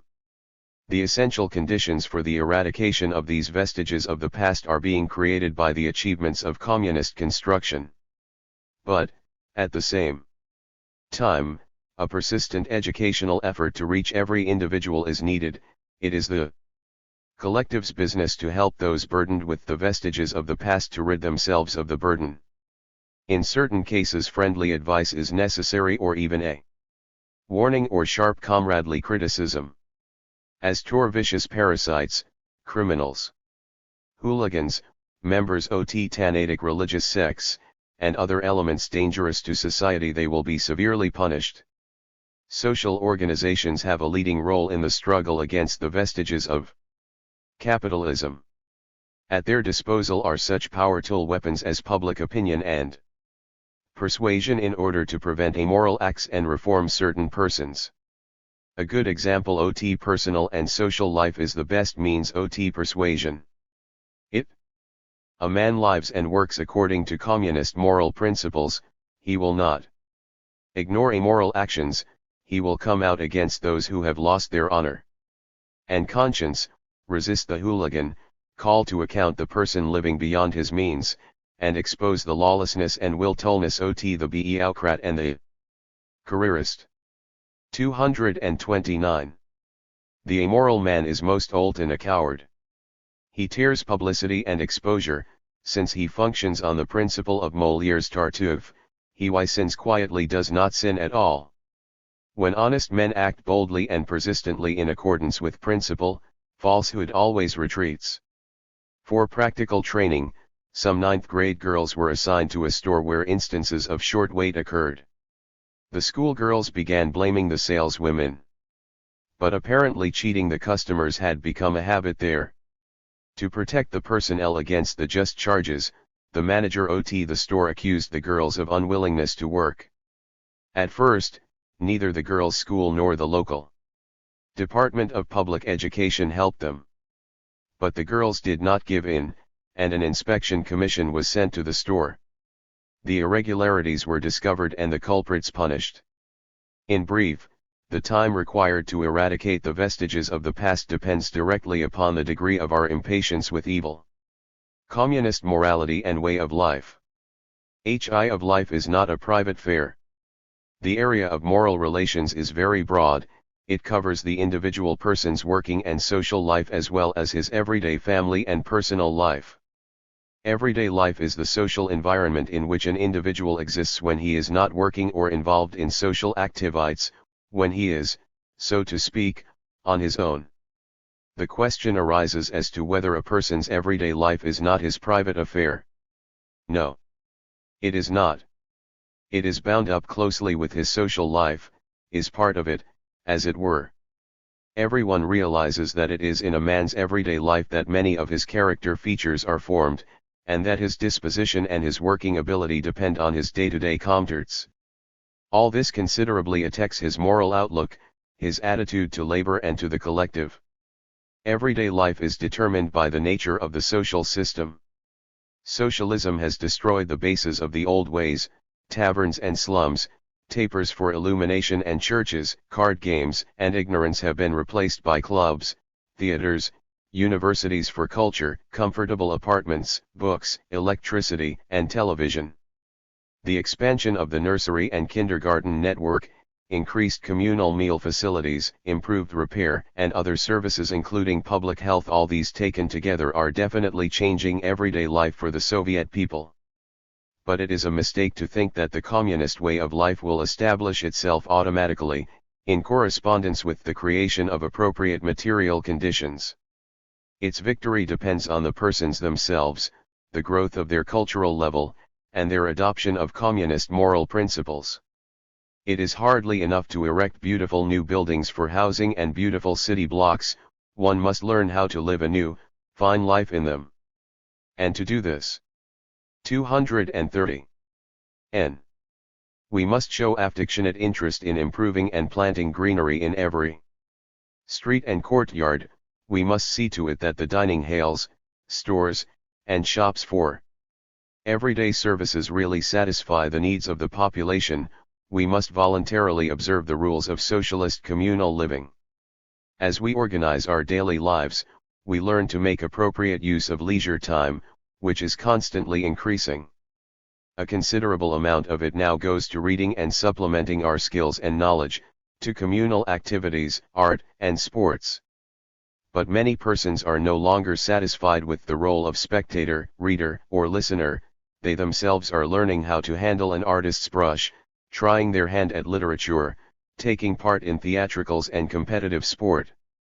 All this proves that the communist, element is penetrating our way of life more and more powerfully. The family and marriage. The family, a social unit based on kinship relations, plays an enormous role in man's life. The family is intimately connected with the economic and social order. In miniature, it reproduces the basic characteristics of the existing order. Socialism removes the fetters of private ownership relations from the family. Money considerations yield place to natural human feelings. Marriage based on financial calculations is considered monstrous in our society, an immoral phenomenon. The socialist revolution has liberated woman and given her equal rights with man. Shoulder to shoulder with men, women actively take part in communist construction. The world of social affairs is open wide to them. As a result, The basis for any economic or intellectual dependence of wives upon their husbands has disappeared. As a consequence, the moral and ideological foundations of the family love, friendship, mutual respect and frankness between the partners, community of views and interests, love of work, care of the children have acquired all the greater importance. The Soviet citizen seeks in the family not profit but rather satisfaction of the moral need for love of and friendship with persons close to him. Love occupies a great place in man's life. It is both a great joy and deep emotional experience, as well as a moral obligation. V.I. Lenin severely condemned the bourgeois concept of free love, which justifies sexual promiscuity. Love is a great, radiant sentiment, demanding the whole man. Beware of turning it into small change. The writer Lydia Obukhova has commented on this subject well. When Lermontov says that he loved with the full intensity of all spiritual powers, we should seriously reflect on the poet's words. The passing excitement or youthful yearning for now one, now another cannot be considered love yet, even though many ardent and pure experiences may be involved. Absolute. Point 4. Intensity ot all spiritual powers, the moral and physical impossibility of living without the other person, is exactly what love is. And this sentiment does not come all at once, at first it needs testing. Do not be afraid that it will be smothered by excessive severity. The dearer the other person becomes, the more inextricably entwined with our own being will that person become. But do not believe either that passion justifies all kinds of thoughtless actions. These come from inner lack of balance or even from sham. No one can give a ready-made prescription for loving. It is a sentiment that is profoundly individual, always new and fresh, always uniquely expressed. Only one wish may be made: always retain integrity of feeling and human dignity under all circumstances, both the bitterest and the happiest. And avoid debasing yourself with petty, vulgar behavior. These are stains hard to wash off later. It may be said, it takes two to love. What is society's interest here? Certainly, it would be vulgar and downright indecent to intrude into all the aspects of love's intimacy, to check on their every step. No one requires that. But love is not a personal matter only. V.I. Lenin said, it takes two to love, and a third life results. Here is where society's interest begins, and where the duty to the collective arises. The logical continuation of love, its development and deepening, is the family and the upbringing of children. Contracting marriage is a very serious matter, requiring maturity and imposing various obligations to society. Sometimes young people marry too early, before they have fully realized what these obligations are or before they are able to fulfill them. Certain resources and conditions are necessary in order to support a family. Living with the financial support of parents is a kind of parasitism unworthy of a Soviet citizen. The family also places responsibilities on the marriage partners: food purchasing, meal preparation, dishwashing, and all it takes up much time. When young people marry without taking all this into account, without having learned a trade and completed their studies, either they will seek a divorce, because the strain has been unbearable, or they must make unjustifiable sacrifices, such as giving up their studies and accepting jobs of no interest to them, and the like. That is the reason it is not advisable to rush into marriage, even if your partner is a real friend and your own feelings have been tested. It is better to wait until you are firmly on your feet and can say with certainty, yes, I will be able to fulfill all the duties married life brings with it. There is an idea that under communism society will take entirely upon itself the upbringing of children, freeing the family of this obligation. It is true, of course, that communal upbringing of children is acquiring ever-increasing importance among us and in the future will be the main form of training and education. However, this does not mean that the family will no longer have any part in this important task. Everyone knows what a real role maternal affection has in a small child's life. It would be simply absurd to forego the powerful moral of parents on the formation of the child's mind and moral qualities. Man must strive for excellence in every way. The all-around, harmonious development of a human being presupposes the combination of spiritual wealth, moral integrity, and physical perfection. Spiritual wealth. In communist society, the foundation of a man's spiritual wealth is the scientific worldview and a solid belief in ideology. Our ideological convictions are not blind faith, demanded by religion, nor are they the kind of fanaticism that requires unquestioning execution. The new man relies on a clear understanding of the laws of development of nature and society, uses them in his practical activity, and by his knowledge of these laws is convinced of the total victory of communism.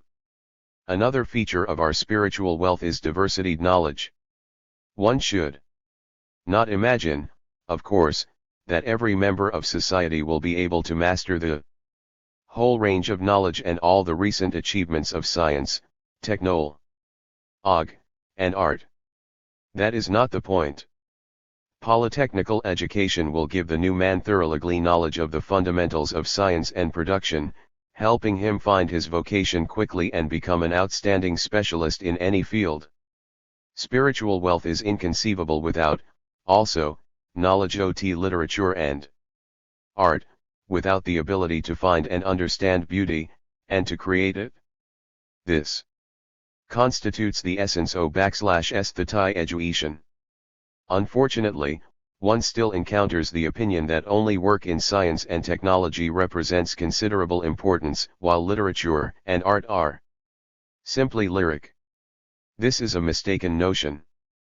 We know that the road to the stars tour our space heroes led not only through complex mechanisms, laboratories, and mathematical calculations, but through ugly favorite poetry, novels, and motion pictures, too, as they flew at incredible speed and hitherto unheard of altitude. In their spaceships, Soviet men were admiring the Earth's beauty and recalling lines of favorite poems and songs.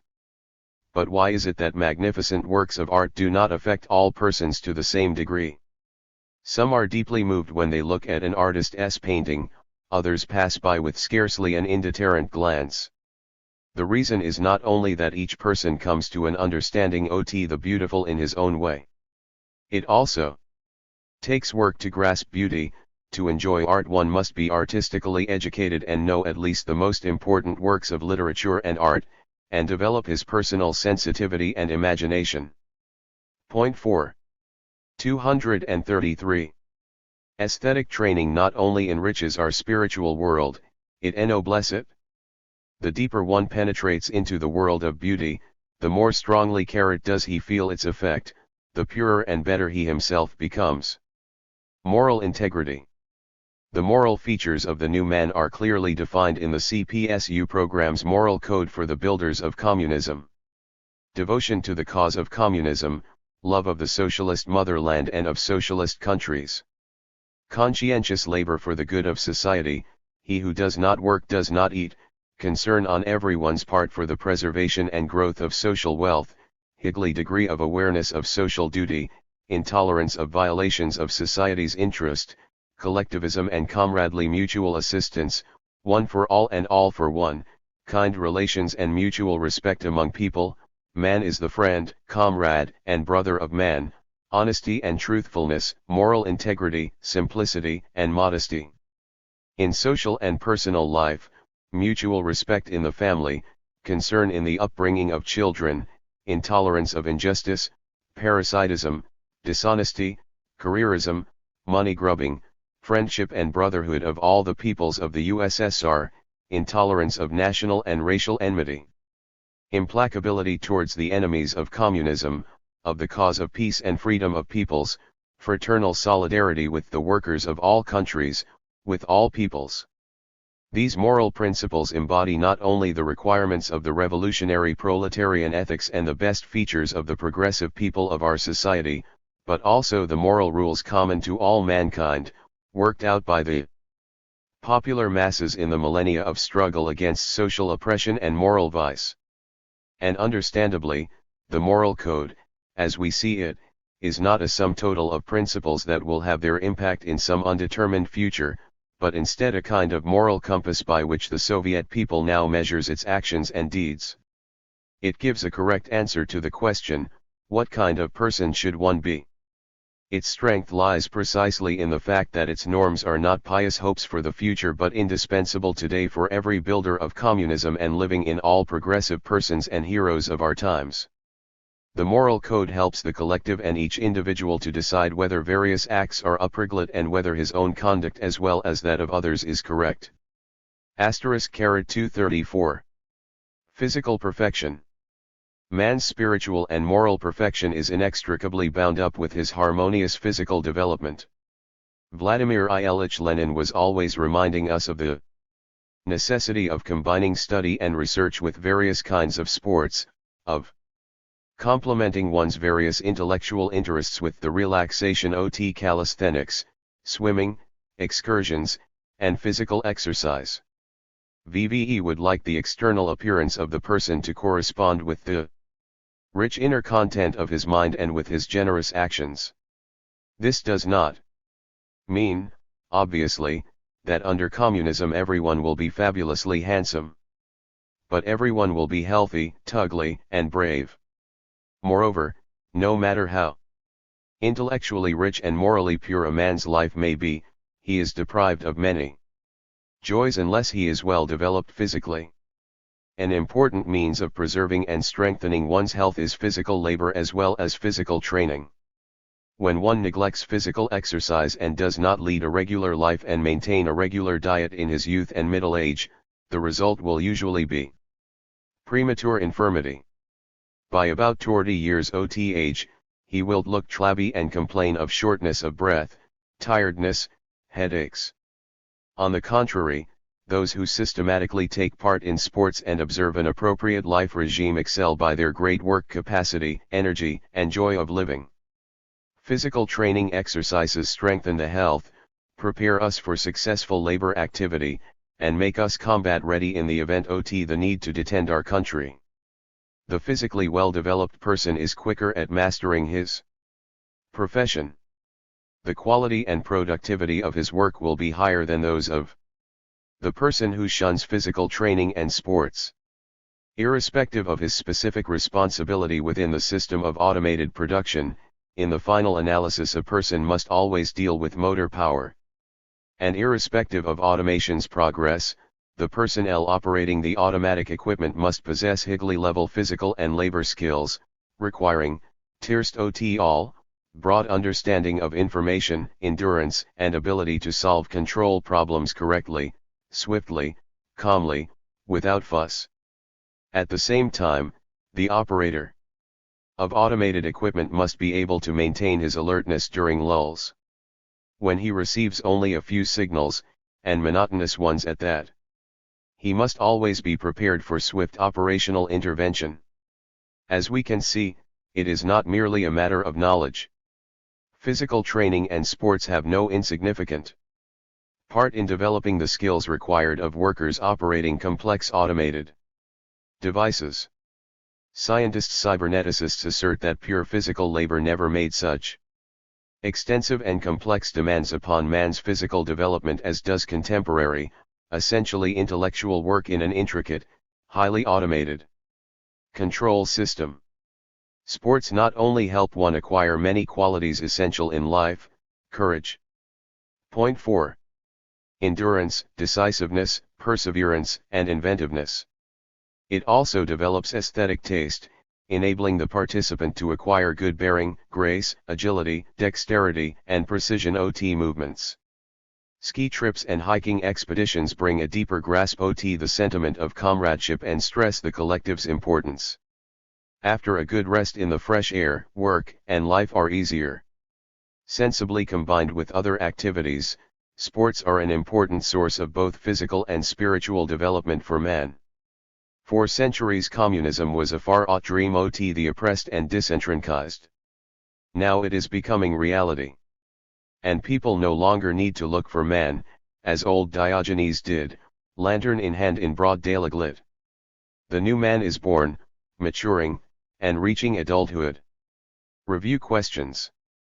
1. Why does the party assign top priority to inculcating the scientific worldview into all members of our society? 2. What is self-education's part in forming the qualities of the new man? 3. Who do we call heroes of our time, and why? 4. Why are vestiges of the past harmful, and what are the ways to banish them from the life of our society?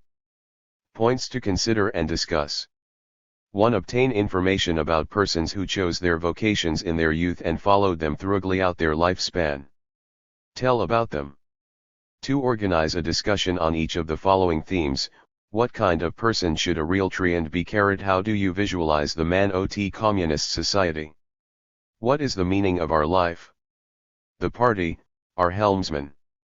The party of the communists is the militant, experienced vanguard of the Soviet people, uniting the progressive, most aware members of the working class, the kolkhoz peasantry, and the intelligentsia on a voluntary basis. The Communist Party of the Soviet Union was created by Vladimir Ilyich Lenin, who was present at the merger of Marxist groups into a single revolutionary organization, and formulated its structural principles, norms of internal life, and operational methods. Lenin, its recognized leader for a quarter of a century, formulated the party's strategy and tactics in the critical stages of the struggle for socialism. He left the party an invaluable treasure of ideas, which even today serves as its most effective weapon. The Communist Party of the Soviet Union is regularly called the Party of Lenin. Mayakovsky has a vivid and precise description for this. The party and Lenin are twin brothers. The party's role in Soviet society. Vanguard of the Soviet people. The character, organizational principles, and operational methods of political parties are determined by the interests of the classes and population strata they personify. The Communist Party of the Soviet Union originated on the threshold between the 19th and 20th centuries, representing the interests of the Russian proletariat as its vanguard. The history of the workers' movement includes many political trends and organizations acting in the name of the proletariat and pretending to express its interests. Some took revolutionary positions but could not succeed because they lacked a clear program of struggle. Others, applying anarchistic methods or means, degenerated into conspiratorial sects that lost touch with the working class. A third trend was under the influence of reformists and adopted the course of compromising with the bourgeoisie, limiting its goal to achieving petty reforms within the framework of the capitalist system. The Communist Party created by V.I. Lenin was successful in leading the Russian proletariat and in achieving the revolution precisely because, from the beginning, it expressed *Q fundamental interests of the working class and was guided in all its activity by the scientific program of struggle for the liberation of the toilers, i.e., Marxism-Leninism. 237. 238. Like the proletariat, the toiling peasantry of Russia was vitally interested in liquidating capitalist conditions and in the socialist transformation of society. Objective identity of basic interests of both the proletariat and the peasantry was the precondition for the decisive influence of the Communist Party in the countryside and the active support it obtained from the poor and middle peasants. By class origin and aims a party of workers, the CPSU led all the exploited classes of the country in an assault against capitalism. Having received a mandate from the overwhelming majority of the population, the party became the leading force in the system of the dictatorship of the proletariat after the October Revolution. The party program, with its plan for the construction of socialism prepared by V.L. Lenin, became the basis of the socialist state's entire policy. Party congresses reviewed development in the economy and culture and established future objectives, which acquired the force of directives for governmental and administrative organs, labor unions, the Komsomol, and other toiler social organizations. Practical application of the program, however excellent it may be in theory, is The test of the activity of a political party. The half-century journey just completed by the land of the Soviets under the Communist Party leadership represents the great triumph of its Leninist general policy and ideas. Our party's history is rich in heroism and important events, and it is characterized not only by the joy of victories but the bitterness of defeat, by wise political decisions as well as serious miscalculations and errors. Nevertheless, this cannot minimize the importance of what has been achieved. A backward Russia in rope-soled shoes has given place to a powerful socialist country second in the world in volume of industrial output, pioneer of the trail into the cosmos, and strongly old of peace and beacon of progress for all humanity.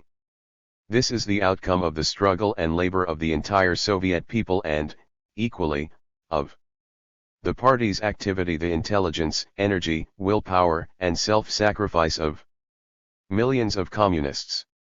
Every great revolution produces its heroes, spokesmen for the people, military leaders, and organizers like Spartacus, Muenzer, Marat, and Robespierre.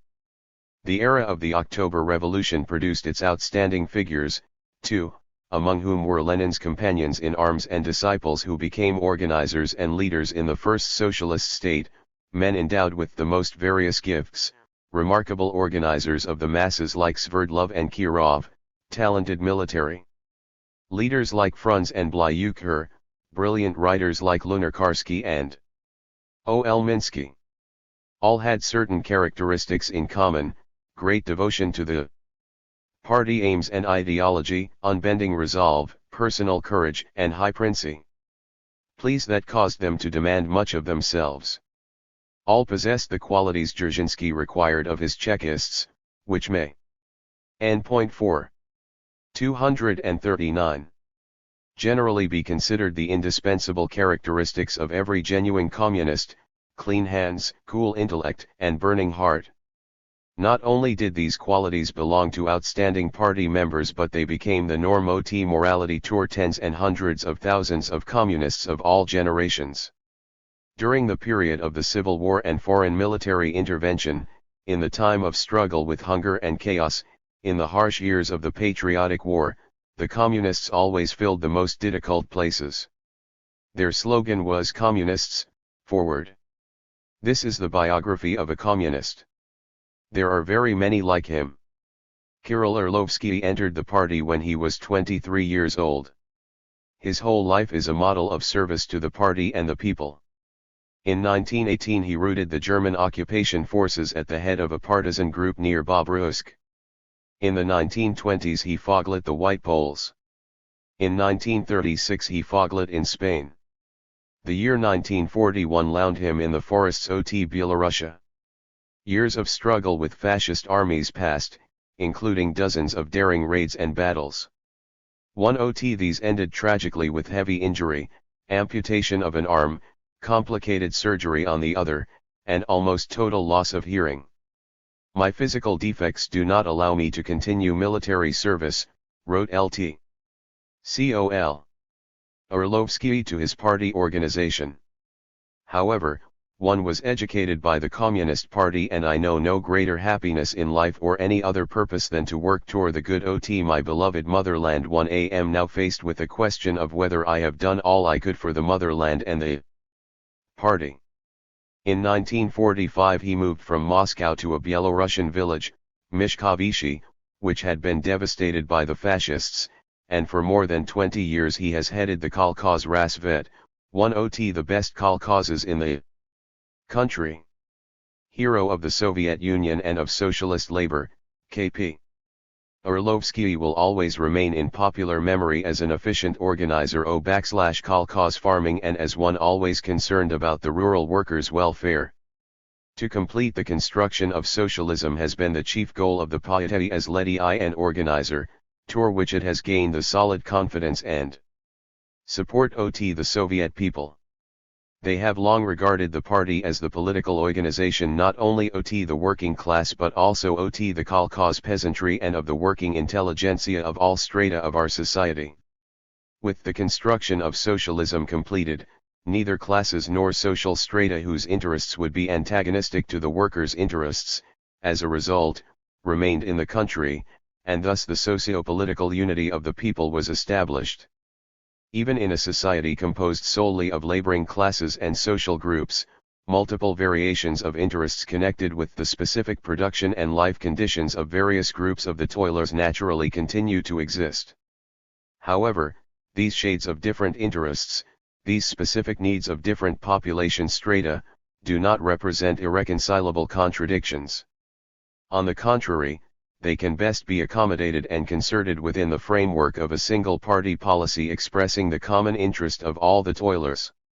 Socialist society has thus made possible a phenomenon hitherto unknown in history, a political party as spokesman not of a single class but an entire people.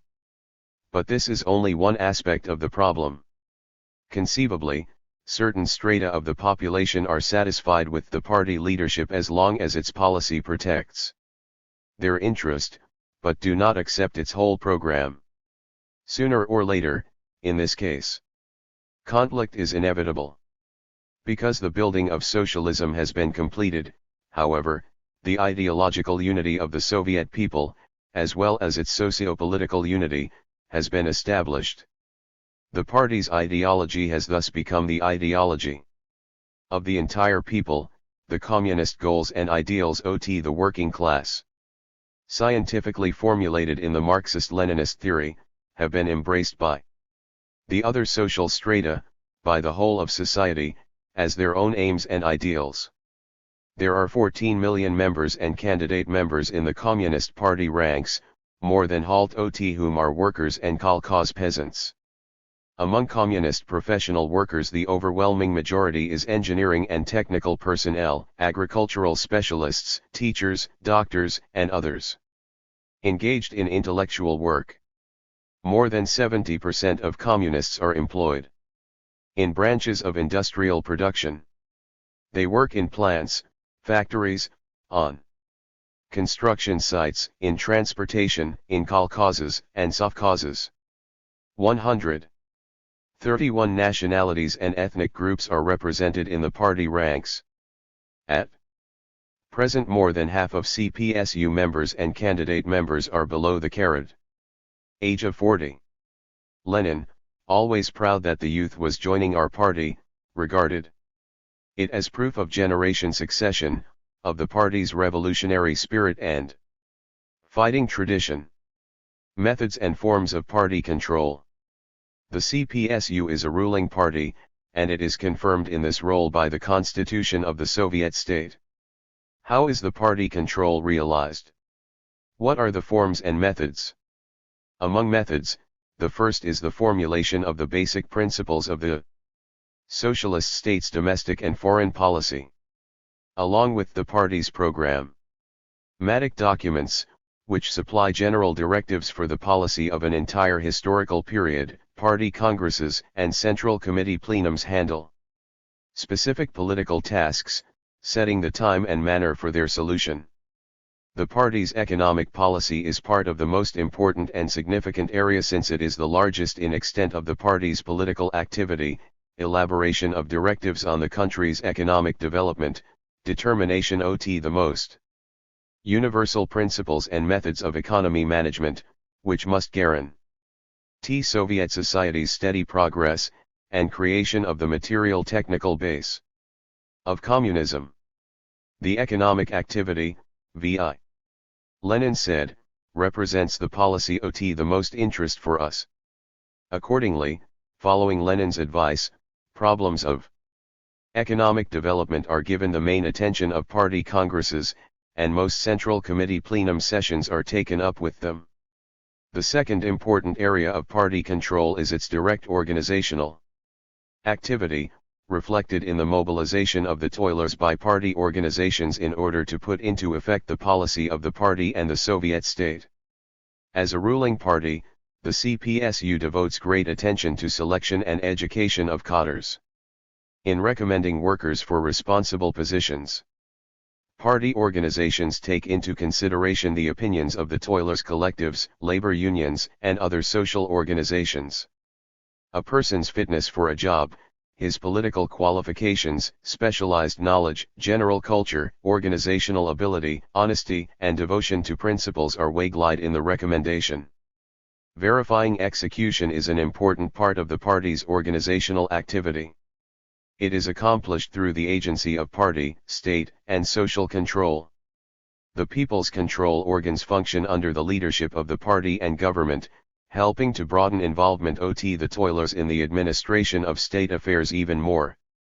The control organs systematically verify execution of party and government directives by means of the Soviets and economic and other organizations. They see to it that party and state discipline and socialist legality are observed. They not only investigate and call to account those who violate Soviet laws, they also try to prevent abuses and educate the people. The persons taking part in the control form a vast army of fig leaders, including rank-and-file toilers, workers, village correspondents, and young members of the Komsomol Searchliglid posts. In brief, all those who have an irreconcilable attitude towards shortcomings and consider it their duty to strive for a higgly labor productivity rate, for coordinated effort in all segments of the Soviet state apparatus. The CPSU directs communist construction through ugly state and social organizations. The party does not give orders to, substitute for, or tolerate petty surveillance of state organs, economic administrative organs, and mass organizations.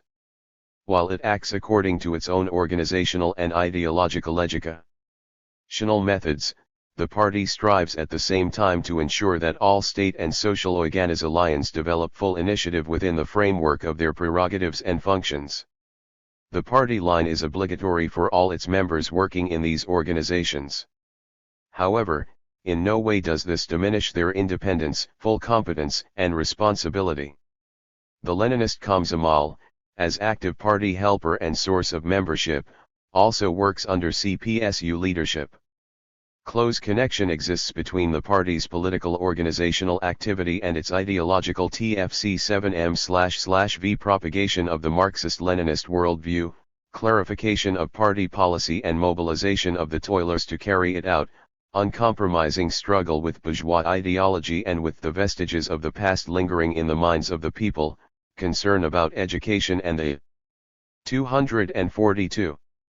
General advancement of culture, development in the sciences, literature, art, and all areas of creativity by professionals and the masses alike.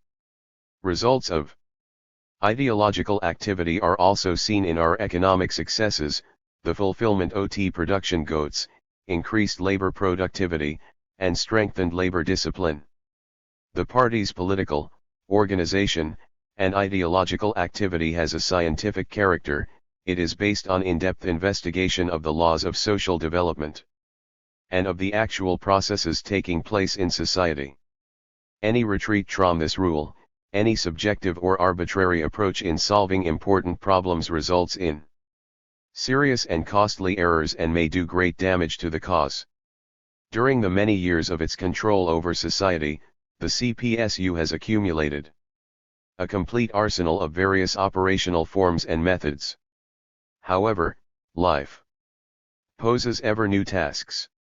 Therefore, forms and methods of control over society are being continuously developed and enriched, means of involving the masses in formulation of policy are being improved, new requirements for the selection of cadres are being established, improved methods of verifying policy execution are being suggested, and forms of ideological work are being written. The party's policy. The Communist Party's policy sees as a reliable point of reference for its great variety of activity as it leads Soviet society and directs the functions of all state, economic, and social organizations. This policy demonstrates the ways to solve the economic, socio-political, ideological, and foreign policy tasks confronting the country. The present policy originates from resolutions passed by the October plenum of the Central Committee, the CPSU 23rd Congress, and subsequent Central Committee plenums. The October plenum expressed the party's firm resolve to assert the Leninist style in all its activities, to avoid subjectivism and arbitrariness when dealing with complex economic and political problems.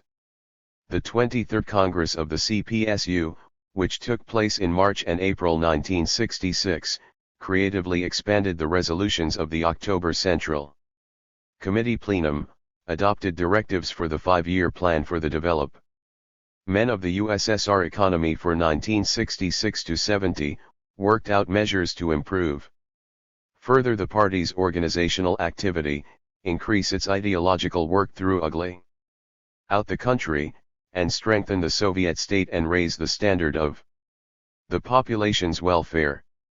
The Congress's resolutions were inspired by concern for consolidating the unity of the world's socialist system, defending the peace and security of peoples, and resisting imperialism. As in the past, the party considers the economy the creation of an appropriate material technical base, the chief battleground in the struggle for communism. Clearly, the rate of our progress and the outcome of the confrontation of the two worlds, socialism and capitalism, as well as our contribution to the unfolding of the whole contemporary international revolutionary process, depend on the degree of success we achieve in developing our economy. The party's policy is therefore directed toward the scientific formulation of economic decisions, toward the highest possible rise in the country's productive forces. At the same time, the CPSU policy proceeds from the assumption that all the aspects of communist construction are interdependent. In order to build communism, the party's goal is to use with maximum effectiveness new social gains as well as modern scientific and technological achievements, the rising cultural and educational level of the people, and the ideological educational effort of the party. Fundamental law of party life. In order to complete successfully the complex and multiform tasks of control over society, the party itself must be an exemplary, democratic, and disciplined organization. The fundamentals of the CPSU structure were formulated by V.L. Lenin and are set down in the party rules, which, in the literal meaning of the word, represent the fundamental law of its existence. Understandably, the tasks facing the party in each new historical stage and in specific operational conditions require constant improvement of its structure. When the party was an organization of professional revolutionaries, comparatively few in number and operating underground, this presented a specific type of problem. A completely different situation emerged when the party assumed power, became a party of the masses, and roused the people to build socialism. Finally, it is another matter for the 14 million member Communist Party, today, to be in charge of building communism. Everything new and valuable suggested by life itself is incorporated in specific form into the party rules. Taking into account changing circumstances and new historical tasks, the party has courageously reformulated the forms and methods of its activity and leadership, as reflected in the party rules adopted by the CPSU 22nd Congress and amended by the 23rd Congress. Party structure. The party is organized according to production territory principle. The basic unit of the party is represented by the primary party organization, which is established wherever there are no fewer than 3 party members, i.e., wherever a communist collective exists. Communists join primary party organizations at their job locations, industrial enterprises, construction sites, sovkhozes and kolkhozes, government offices, institutes, Soviet army units, educational institutions, etc. Only those Com. 244. NV. Nuinists who are not employed in social carried production for various reasons join party organizations in their places of residence. The production principle thus is applied within the party structure. Large primary party organizations can be subdivided into smaller organizations in shops, sections of construction sites, farms, work brigades, and various departments. There are about 350,000 primary organizations in the CPSU, composing the basis of the party. For all practical purposes, there is not a single collective or sector of any importance where no Party organization exists. The most important organ OT, the primary organization, is the party meeting. It discusses problems OT party politiki and those of its organization and the entire collective. It makes decisions on questions related to admission and expulsion from the party. Non-party people are invited to attend open party meetings. At an annual meeting held to hear reports and elect officials, the Communists elect a bureau or communituk, which is headed by a secretary and conducts current party business. All important current affairs are decided by the secretary, not unilaterally but together with other bureau members, in other words, // What is most important in a primary organization's activity? Dealing with people, their political and moral education, rendering all possible help in forming their habits in administrating state and social affairs, and in organizing work and daily life. The personal example OT, a communist, and his exemplary fulfillment of party assignments are an important part in this. Let us consider the work of the bureau members, the secretary, and the rank and file communists. They are asked for advice and help with the most varied problems. Communists are concerned about everything: reorganization OT, the shop, conditions in the plant, the kindergarten, labor improvement SUG, gestions, a family dispute, procedure at a meeting, any case OT injustice, the housing problem, and organization OT leisure activities. And they are not merely interested. If the party bureau or the entire primary organization proposes, the management, labor union committee, or Komsomol committee will be called in on various important questions. The appropriate decision is made and its implementation is checked upon by the party bureau. Primary party organizations located on the territory OT rayon, city, okrug, oblast, krai, and republic are part of their respective territorial party organizations. This arrangement expresses the territorial principle of the CPSU structure. Of what advantage to the party is the combination of production and territory principles? Briefly, it guarantees independent activity to each communist collective, at the same time uniting them into one large organization equipped with a single resolve, ready for action. The basic problems in the life OT a society are decided in the production process. The struggle to fulfill the plans of communist construction, increase labor productivity, and advance the people's well-being and culture take place. 4. 245. Here, understandably, the communist collectives in enterprises or offices can have a direct influence on the course of events, since they function in the midst OT the popular masses. On the other hand, consolidation of party organizations into district, city, and other organizations makes it possible to guarantee combined party leadership of all state power organs and the economy and culture in all their different parts. Higher party organs. The highest CPSU organ is the Party Congress. Each party congress represents an important landmark in the party's life and that OT the people. The Congress reviews and assesses all that was accomplished during the interim period and charts new future tasks.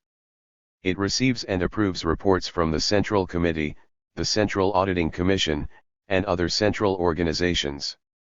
It approves, reviews, and when necessary alters the CPSU program and rules. It defines TLTE party line on questions of domestic and foreign policy. It discusses and decides the most important problems of communist construction. It elects the Central Committee and the Central Auditing Commission. Congresses are regularly held no less than once every 4 years. No later than 1½ months before each meeting, all communists and party organizations must be informed of the Congress's convocation and agenda topics, thus permitting the party to be more fully prepared for the convocation of its highest organ. In the event of urgent need to decide very important problems prior to the regular session, CPSU rules provide for convocation of an extraordinary Congress.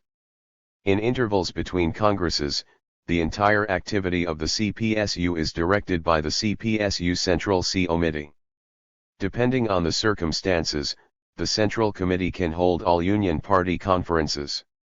The CCOT, the CPSU, is a kind of heart and brain for the Communist Party. It formulates policy OT the party and state, decides about development in the economy and culture, provides for the toilers' education in the spirit of communism, works to strengthen the country's defenses, and helps promote cooperation and communication without friction with fraternal parties and socialist countries. The CJ/SU Central Committee is the EOLitive leader of the party and the Soviet people, the general staff of the ideologial, political, and organizational control over Eamnist Institution. The party elects to the Central Committee communists who have the most experience and are familiar with building the party and the economy, with industry, agriculture, culture, science, military affairs, and foreign policy. Central Committee decisions are binding on all party organizations and on every individual member. The Central Committee meets in plenary sessions no less than once every 6 months. It elects the CPSU Central Committee Politburo, which directs its work between plenums, and a secretariat to conduct current business mainly in the selection of cadres and organizing policy execution. In addition, it elects the Secretary General of the CC of the CPSU. Democratic centralism. The party structure and operations are based on the principle of democratic centralism. This principle stipulates, first of all, that all controlling party organs from bottom to top must be elective.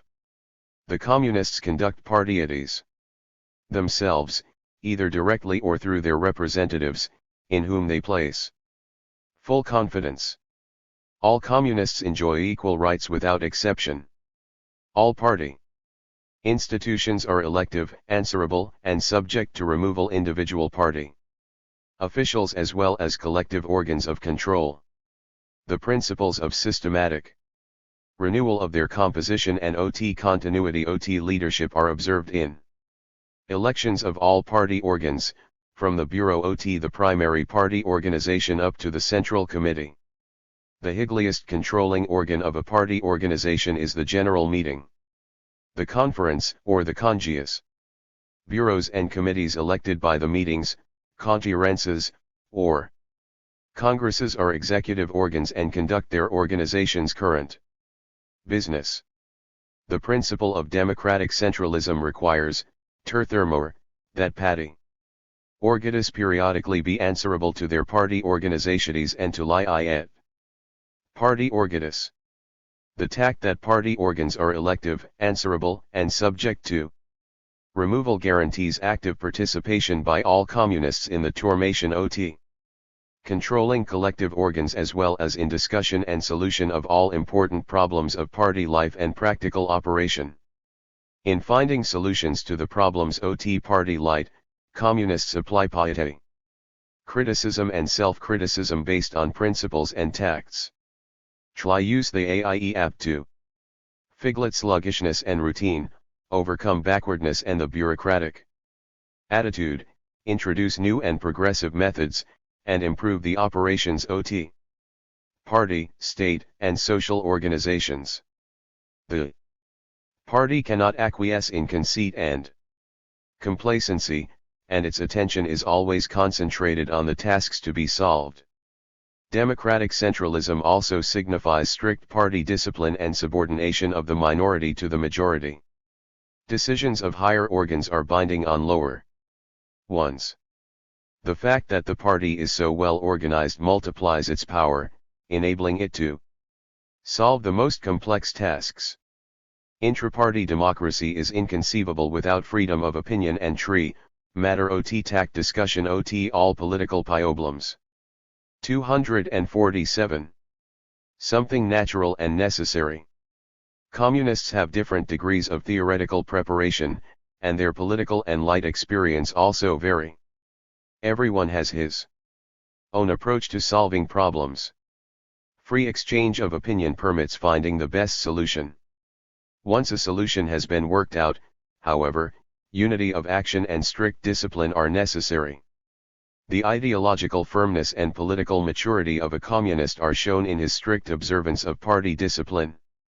Whoever violates party discipline takes the path of factionalism and has no place in the party. Trotskyists and other opportunistic groups were expelled from the party ranks precisely for this reason. Concern for the purity of the party ranks, ensuring that every communist carry with dignity and justification the proud name of CPSU member, is a law of life to our party and all its organizations. Communist, a proud name. Persons are brought into the ranks of the CPSU by ideological motives, their grasp of the just cause for which the party struggles, and the wish to serve selflessly communism's ideals. Who, then, is worthy of the proud name? Communist. Any citizen of the Soviet Union may become a Communist Party member. To this end he, first of all, must accept the CPSU program and rules. Why is this so important? Because the Communist Party is a party of people with identical ideas, and it is precisely its program and rules that express the common ideological platform on which all communists are united. But that's not all. It is possible to accept the guidance of party directives and not be a communist. A communist is one /O struggles to carry out the program and rules requirements of the party and its policy. The qualities of a communist become fully apparent in a collective. CPSU rules require that a person be considered a communist only if he participates in one of the many party organizations, carries out party decisions, and pays membership dues. A communist should serve as a model in fulfilling party assignments where he works, by his personal example inspire others to work selflessly, and show concern about the interests of the people and the country.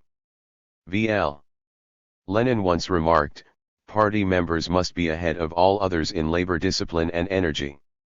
Aware and conscientious, a communist cannot tolerate any interference with our progress or any contradiction to the ideals of communism.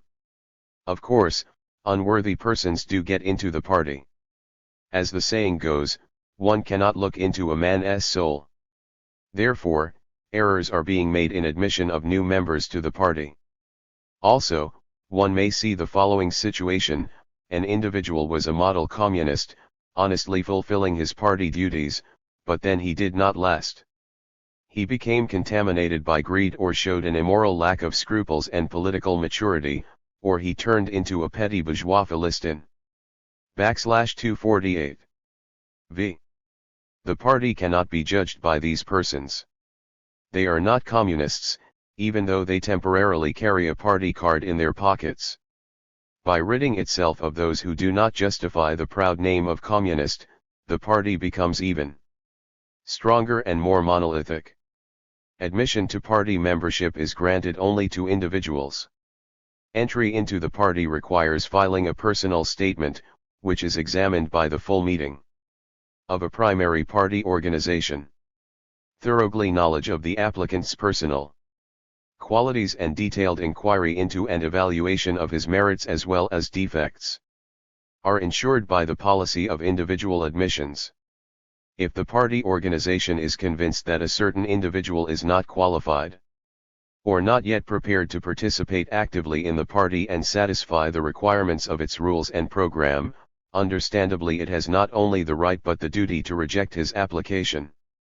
New members are admitted from among the candidates who complete the required probation period of 1 year. A resolution of the primary party organization on admission to membership is considered adopted if at least 2/3 of the attendance at the meeting votes in its favor. Persons who reach the age of 18 can be admitted into the party. Young people up to the age of 23 enter the CPSU through the Komsomol, whose members must present a recommendation from the district or city committee of the Komsomol upon entering. Only those CPSU members can make recommendations for admission whose membership is no less than 5 years and who know the recommended person from associating with him in production or communal affairs for no less than 1 year. A communist's rights guarantee to him the possibility of active participation in party life. The CPSU member has the right to elect or be elected to party organs. He participates in free, matter-of-fact discussions during party meetings and in the party press of policy problems and practical party activity. He has the riglet to criticize any communist, irrespective of position, and to insist on being present at a meeting or session where any matter concerning his personal activity or behavior is under discussion. He may request information from or make statements to any party organ, the CPSU Central Committee included. The party's strength lies in the Communists' active participation toward the great goal. The Communist Party sees the construction of communist society as its final goal. This goal and the means to its achievement are defined in the CPSU program. The program's importance. V.I. Lenin attached exceptional importance to the party program. He wrote, "Without a program the party cannot exist as an integral political organization." 4n. Percent. 249. Always capable of following its line in all possible changes of events.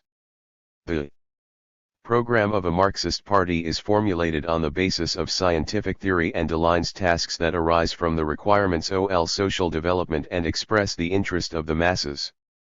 The first party program was adopted at the Second Congress of the Russian Social Democratic Workers' Party in 1903. V.I. Lenin, together with the newspaper Iskra Spark founded by him, was occupied for an extended period of time with its preparation. The program set before the party and the working class the task of struggling for the dictatorship of the proletariat, which was achieved with the victory of the October Socialist Revolution and the formation of the Soviet power. The second party program was adopted by the Iglyth Congress of the Russian Communist Party of the Bolsheviks in 1919. It was worked out with the direct participation of V.I. Lenin as leader and chairman of the program commission. Its draft, once thoroughly discussed, was approved by party organizations and served as a basis of debate at the Congress. V.I. L.E. Karatnin personally reported on the party program to the 8th Congress. This was the program of a party already holding power and controlling the first socialist state in the world. The main goal laid down by the program, the construction of socialism, had heretofore never confronted any society or political party. This program, like the first one, was successfully carried out by the party and the Soviet people. Under Communist Party leadership, the Soviet people have had great success in building socialism and won an outstanding victory over fascism in the Great Patriotic War, is sharing its own rich experience in the manufacture of first-class optical instruments.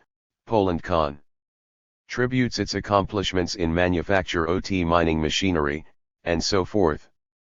The socialist countries exchange their production, including consumer goods. Soviet citizens gladly purchase Czech footwear and Polish furniture, Bulgarian cigarettes and Hungarian silk. And our watches, cameras, and other products are in great demand in the fraternal socialist countries. The socialist countries are increasingly making use of the opportunities toward economic collaboration. Those with the advantage of a large supply of coal or oil or of great experience in machine tool manufacture are developing these branches of industry so as to provide not only toward their own needs but also toward exports to other fraternal countries. They, in turn, supply to the coal, oil, or machine tool producing countries the commodities they manufacture. Number less advantages result, the necessity for every country to build plants to supply all its requirements is eliminated, the possibility is created toward expansion OT. Precisely those branches of industry and agriculture most favored by a given country's natural environment and accumulated experience. 4/265. Historically speaking, an international division of labor by territory has developed among the countries of the world. This means that individual countries specialize in production of specific types of commodities, sell them on the world market, and purchase the particular commodities they need. Clearly, of itself the international division of labor is progressive, since it leads to increased labor productivity. However, under the conditions of capitalism, the international division of labor is deformed. The bourgeoisie turns it into a source of profit, a means of exploitation of poorly developed countries. In the colonies and poorly developed countries, as we have already pointed out, the imperialists sought to limit the economy to production of one or two commodities. As a result, these countries became entirely dependent upon the imperialist states, being their raw material appendages and objects of cruel plunder. For example, little Venezuela, where 200 million tons of oil are being extracted, cannot sell this oil, it is threatened with ruin and stay-on. And this oil is exported by American imperialists. They price the toil of the Venezuelans carrot according to their own arbitrary decisions, and consequently, the country, which could be fabulously rich, remains wretchedly poor. Under socialism the situation is quite different. The international division of labor is free of the ugly diversification for which capitalism has been responsible. It is being expanded and developed in depth. Socialism does away with the exploitation of some countries by others, brings equality into the international division of labor, eliminates antagonistic contradictions between countries, and gradually creates conditions for harmonious development of the economy of all the countries within the framework of the world socialist system. One may therefore conclude that in the world socialist system of economy a new type of international division of labor is developing that rests on a voluntary basis and on the principle OT equal reglets, serving the cause of common economic growth of all the countries of the system. The international socialist division of labor is comparatively recent in origin and has not yet reached its full development. And this is understandable, after all, the world socialist system has existed only for 2 decades, whereas much time is needed to harmonize specialization and cooperation among countries. Much has already been accomplished, but still more remains to be done to realize the possibilities and advantages of the international socialist division of labor.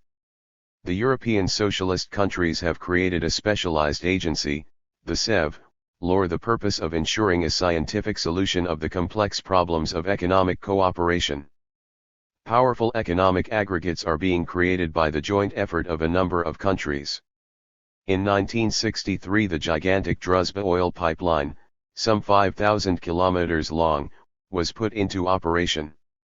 It joins the Volga region and the Ukraine with Czechoslovakia, Poland, the GDR, and Hungary.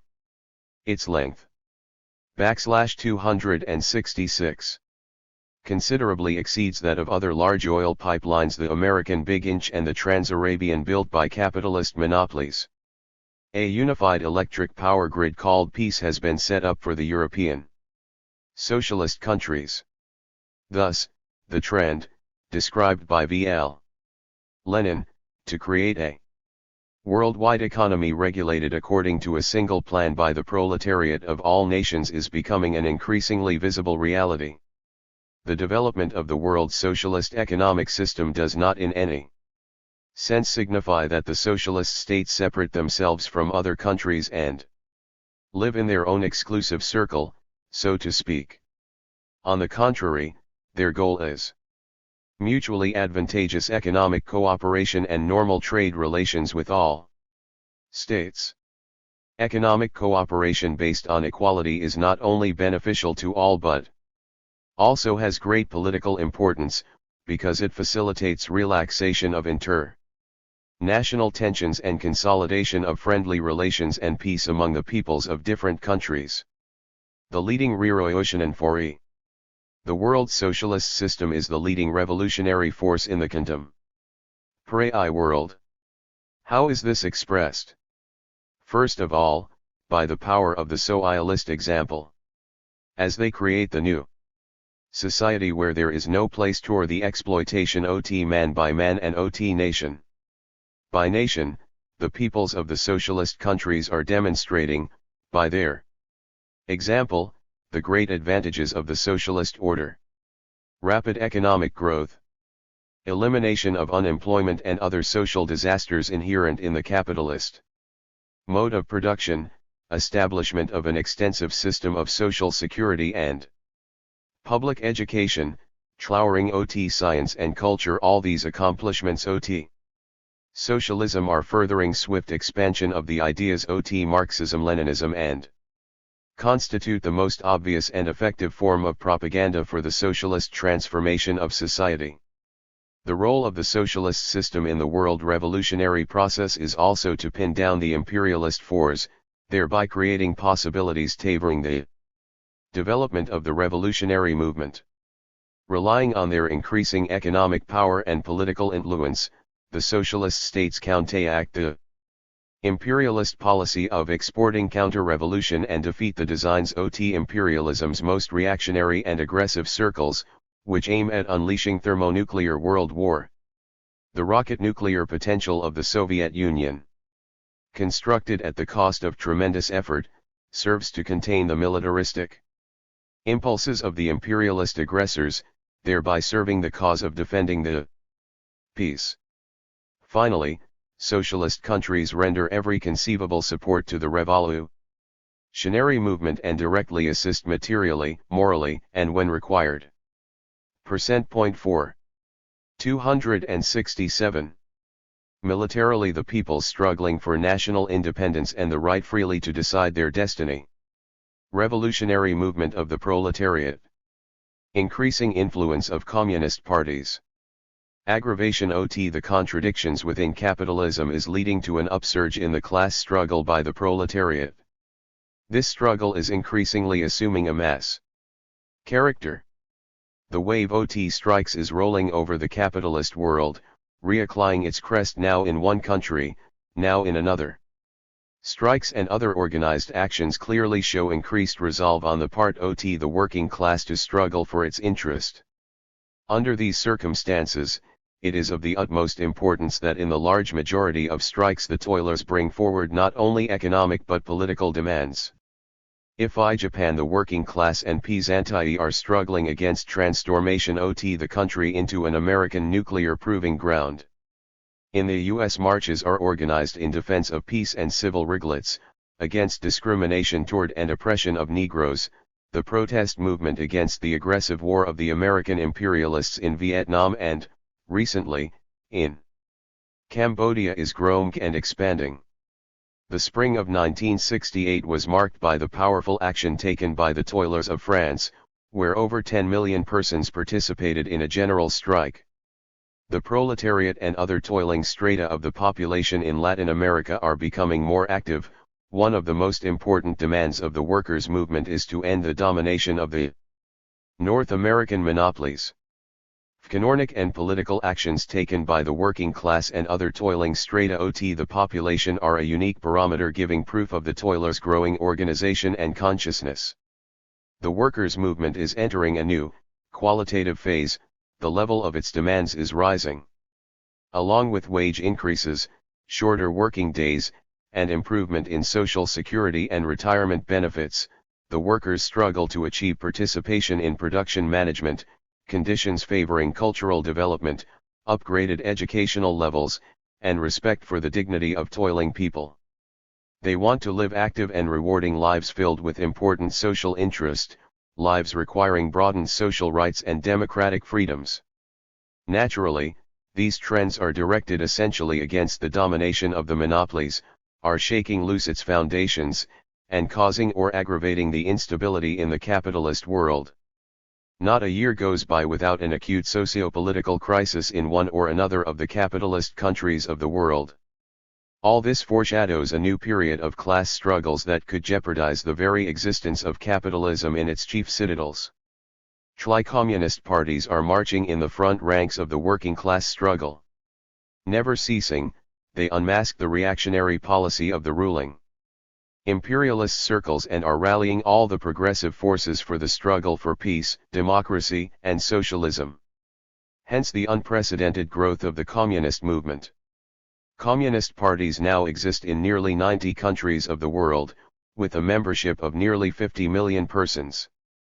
Anti-communist propaganda and the oppression of communist parties in a number of capitalist states create unusually difficult conditions for their activities and, naturally, impair their growth. Needless to say, a great many Communist parties are compelled to work semi-legally or underground. Nevertheless, communist parties in numerous capitalist countries are actually aiming at becoming mass parties within the next few years.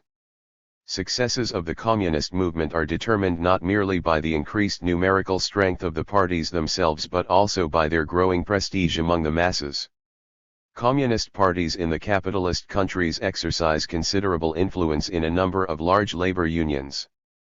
Their increasing political influence can also be deduced from the fact that larger numbers of voters are voting for communist candidates in elections to representative governmental bodies.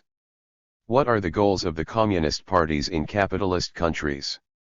The working class, leading force in the struggle for peace and democracy.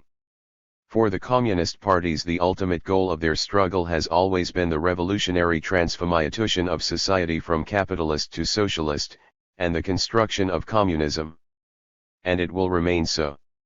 The strategy and tactics of the contemporary communist movement are aimed at achieving that ultimate goal. Socialist revolution is not a mutiny, nor is it a coup d'état, it is a natural law-governed social process initiated by the development and intensification of all inherent contradictions of capitalism. Revolutions are not made to order. They take place when the specific, indispensable economic and socio-political prerequisites are mature, when the consciousness and organization of the proletariat reaches a sufficiently high level to execute its will for revolutionary actions and its determination to lead the masses in an attack on capitalism. It is inadmissible to rush events artificially, to run ahead of them, and thereby create the danger of isolating the party from its class, the militant vanguard from the revolutionary army. This kind of political adventurism is characteristic of anarchists and has nothing in common with the Marxist-Leninist theory. This does not at all mean that the toilers' revolutionary vanguard is 269. Condemned to passive anticipation of events. On the contrary, it has the important tasks of rallying the masses, enlarging their consciousness, and improving their organization, of spreading communist ideas. The strategy and tactics of bringing the masses closer to the revolution require the Marxist-Leninist Party to be able to gather all forces patiently, even in the most difficult situations, for the approaching decisive struggle.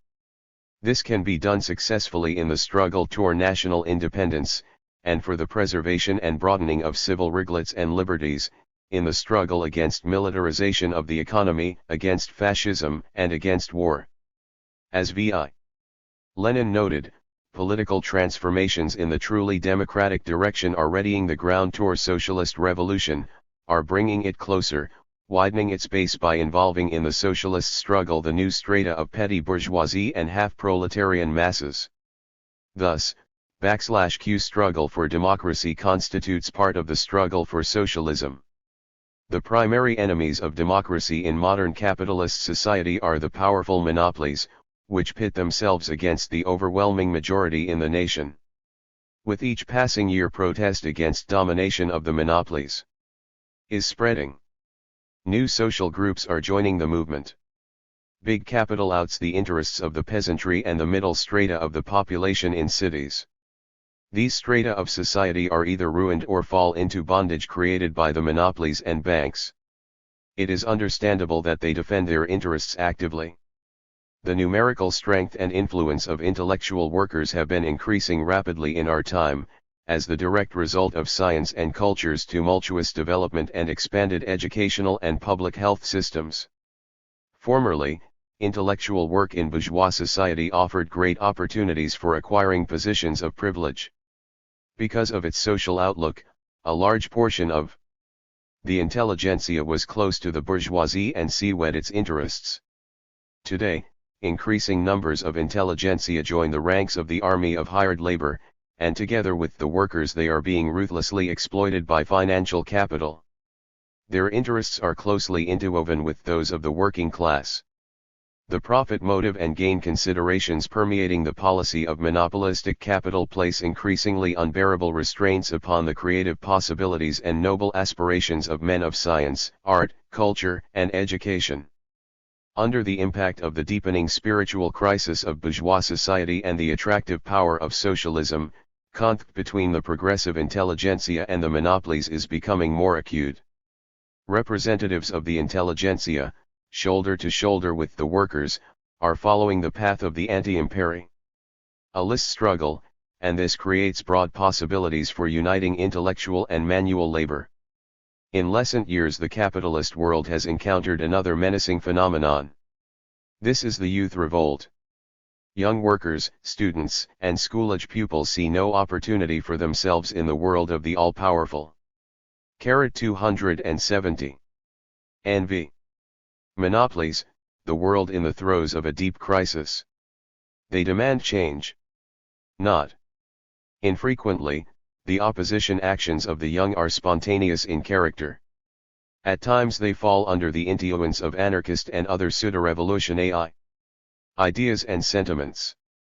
Nevertheless, these actions demonstrate youth's unwillingness to tolerate the oppressive atmosphere of contemporary capitalism. This creates a basis for rapprochement between the young and the workers' movement, with its communist vanguard, capable of providing the correct way to struggle for the realization of the young generation's aspirations and hopes. The way of struggle against the supremacy of the money bag. As more social groups join the anti-monopoly struggle, the social foundation of the power of the monopolies inevitably shrinks, conditions are created favoring the unification of all the democratic forces and trends into a political alliance directed against the reactionary domestic and aggressive foreign policy of imperialism. Communist parties actively champion this union of progressive forces and their rallying in an anti-monopoly coalition. The working class, playing the leading role in the democratic movement, has the ability to forestall the menace of fascism and achieve adoption of such measures as will go beyond the usual bourgeois democratic reforms and facilitate continued struggle for the victory of the socialist revolution. Thus, as the Communist and Workers' parties concluded, a peaceful transition to socialism is possible by winning over the overwhelming majority of the people, by politically isolating the monopolistic bourgeoisie, and by carrying out far-reaching democratic transformations, making the socialist reconstruction the entire system of social relations inevitable. However, if and when the exploiter classes resort to violence against the people, it becomes necessary to consider the prospects of a non-peaceful transition to socialism. As they creatively develop Marxist-Leninist theory and work out the strategy and tactics of the world communist movement, the Marxist-Leninist parties are waging a decisive struggle against revisionists and dogmatists, right and left. Opportunists. Opportunism of the right represents a trend within the communist movement to abandon for various reasons a consistently revolutionary course, to make concessions to bourgeois ideology, and, not infrequently, to slip into reformism, i.e., compromise with the class adversary the proletariat. Opportunism on the left finds its expression in ultra-revolutionary attitudes, indifference to any creative work, and exclusive reliance on armed violence. Although the two varieties of opportunism are apparently contradictory, they are intact. Closely related in their opposition to Marxism, also, they have the same petty bourgeois origin. V.L. Lenin wrote, %. Every specific turning point in history causes changes in the norms the petty bourgeois hesitation always happening close to the proletariat, always, to a certain extent, penetrating into the midst of the proletariat. Petty bourgeois reformism, servility to the bourgeoisie disguised by nice democratic and social democratic phrases and helpless wishes is one trend in that hesitation, the other is petty bourgeois revolutionizing, fierce, arrogant, boastful in words but in fact an empty shell, dissipated, scattered, and harebrained. Both are unavoidable until the deepest roots of capitalism are removed. Consistent struggle against all foes of opportunism is one of the important tasks of the fraternal parties. In their programs, Communist parties formulate immediate and long-range objectives OT the struggle and timetables based on a comprehensive appraisal both OT the international situation and specific conditions in every country. Since specific conditions of development in various countries differ, it is natural that the Communist parties' programs for action cannot coincide on all points. However, all the communist parties of the capitalist countries agree that their most important objective is to achieve working-class unity of action. Unity of proletariat, guarantee of victory. The socialist and social democratic parties enjoy considerable influence among a certain segment OT the working class and the other population strata in the capitalist countries. They are given votes by a considerable part of the electorate, have strong parliamentary representation, and in a number of countries head the government. In their majority the rightist leaders of social democratic parties are heirs to the opportunistic leadership of the Second International, who had opposed Marxism by their reformist theories. At best, all these theories advocate introduction of certain reforms and do not strike at the foundations of capitalism, private ownership, and exploitation of hired labor. Once they had assumed power in a number of European countries, the Reglitist socialists, it would seem, had every opportunity to realize their plans for the reformist transformation of capitalism into socialism. Yet their activities proved the failure of reformism once again. In not a single country have the rightist socialists built socialism. When comparing the two ways, the reformist and the revolutionary, the working class is clearly convinced that the communist way is correct. The accumulated experience OT the workers' movement and vigorous criticism of opportunism by the communists are worsening the crisis of the reformist ideology. As a result, there is a cleavage within the ranks of social democracy, and its leaders' attitude is also being affected. As before, the majority of them stubbornly advocate the bankrupt dogmas of reformism, faithfully defending the interests of big capital. Others, however, show an inclination to take heed of the toilers' economic and social wishes in their struggle for peace and progress. The forces of the left within social democracy are attempting to find new vistas that 212 would permit them to take a place in the general front of the anti-imperialist struggle by socialist and social democratic parties.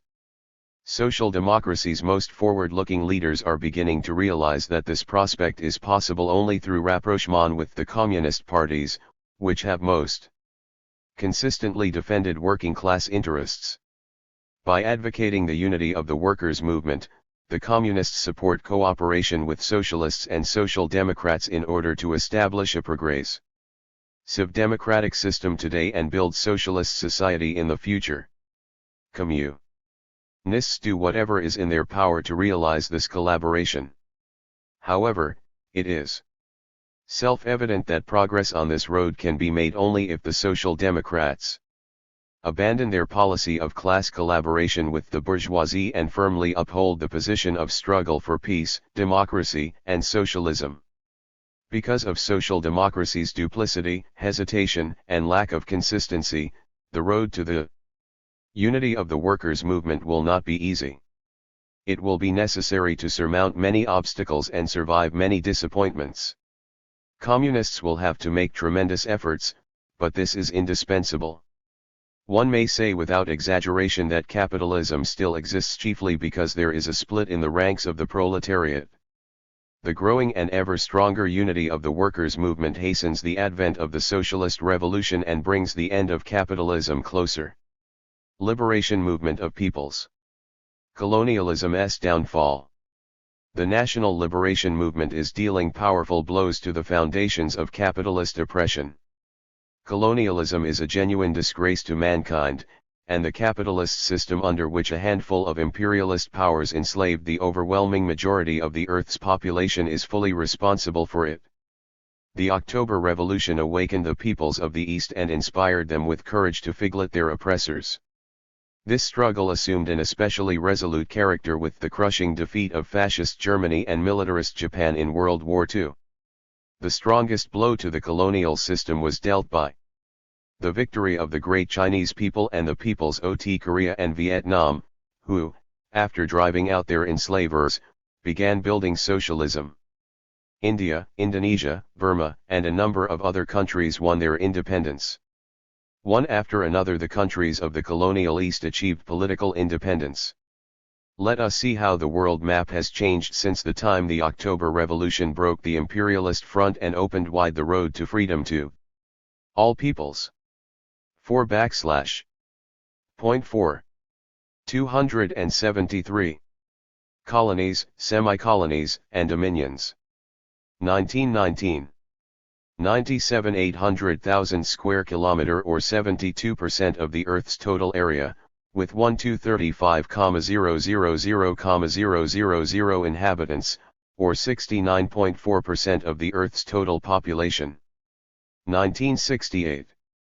5,300,000 square kilometer or 3.9% of the Earth's total area, with 37,800,000 inhabitants, or 1.1% of the Earth's total population.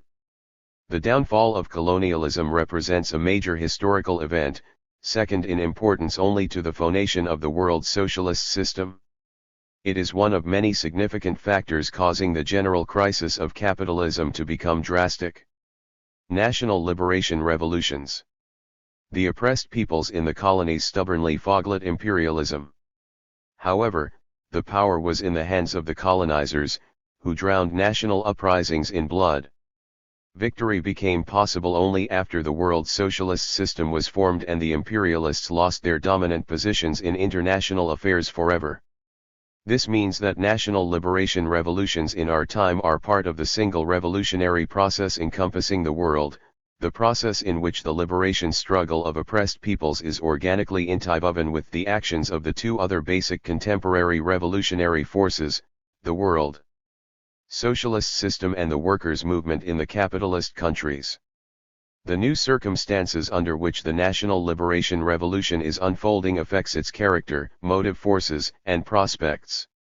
As a rule, the material and social prerequisites for the transition to socialism do not exist in the former colonies and semi-colonies. That is why the national liberation revolution is not socialist in character. But it cannot be considered a bourgeois revolution either. It is an anti-imperialist and anti-feudal revolution.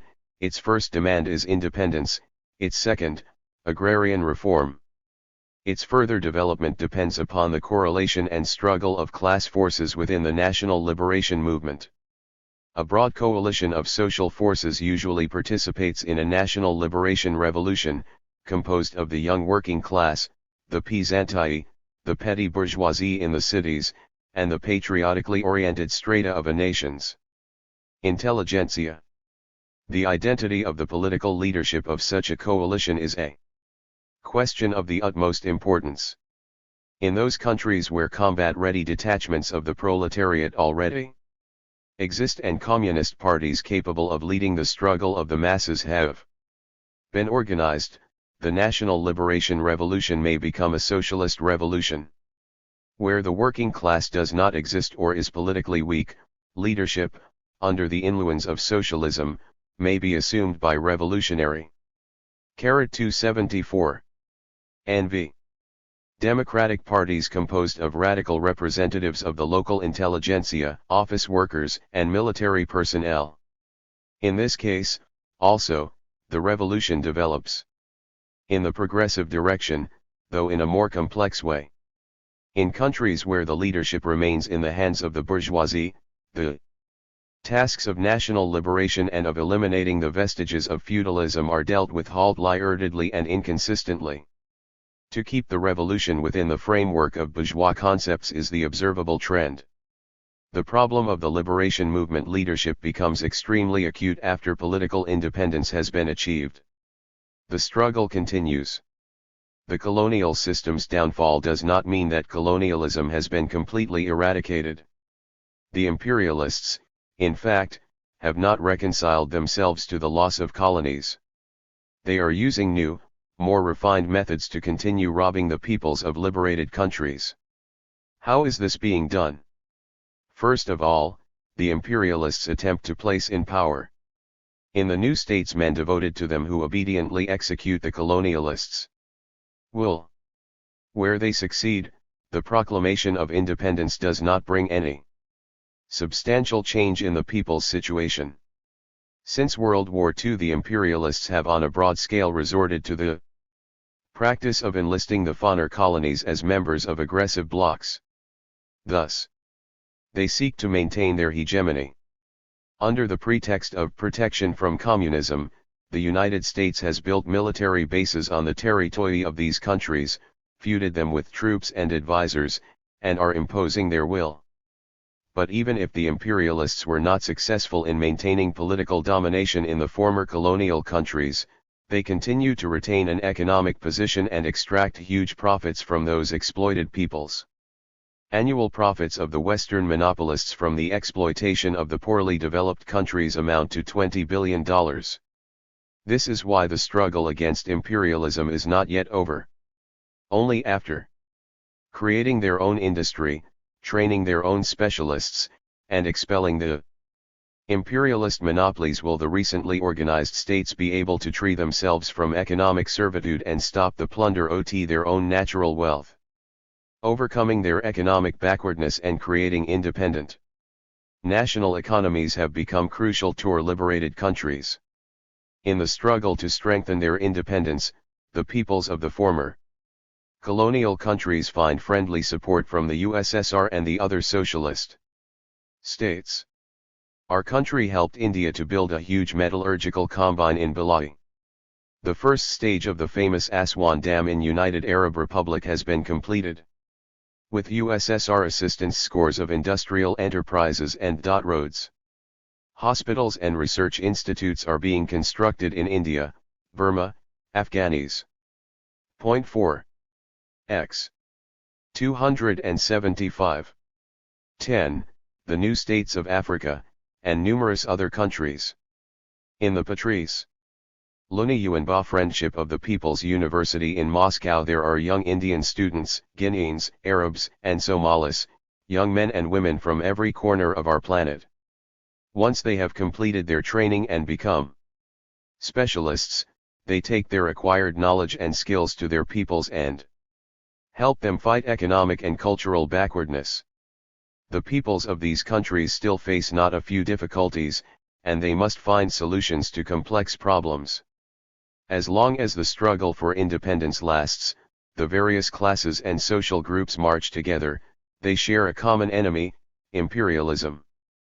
But once independence has been won, the opposing nature of class interests comes to light.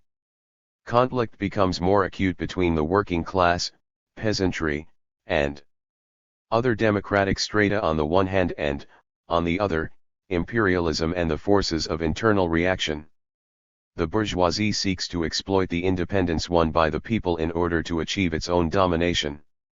It reveals the inclination to compromise with imperialism and the feudal lords at the people's expense, and it tries to establish the capitalist order based on exploitation of the workers and peasants.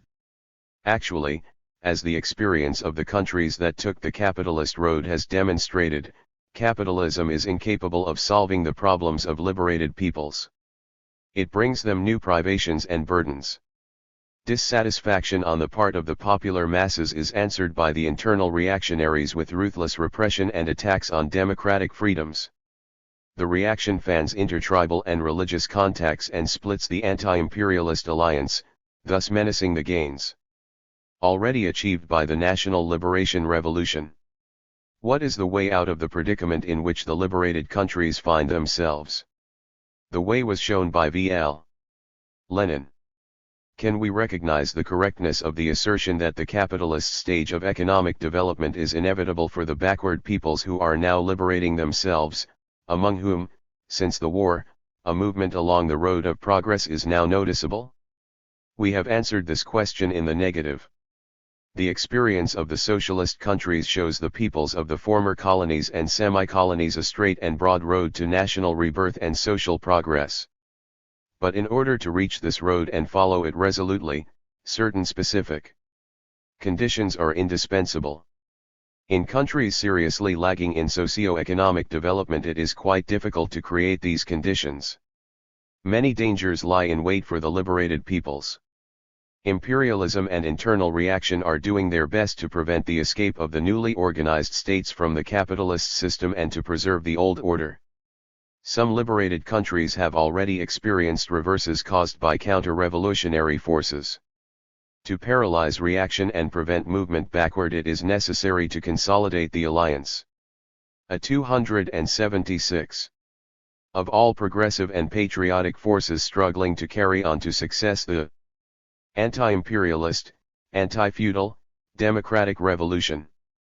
In recent years the ruling parties and political figures OT and number OT states that adopted the way of independent development have declared the construction of socialism to be the objective of their policy.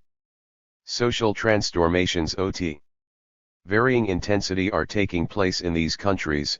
Nationalization OT, the means of production owned by imperialist monopolies, creation OT, a state sector of the economy, and agrarian reform and promotion OT, cooperative peasant farming. The social development programs according to which these transformations are being carried out are not consistent in all their aspects.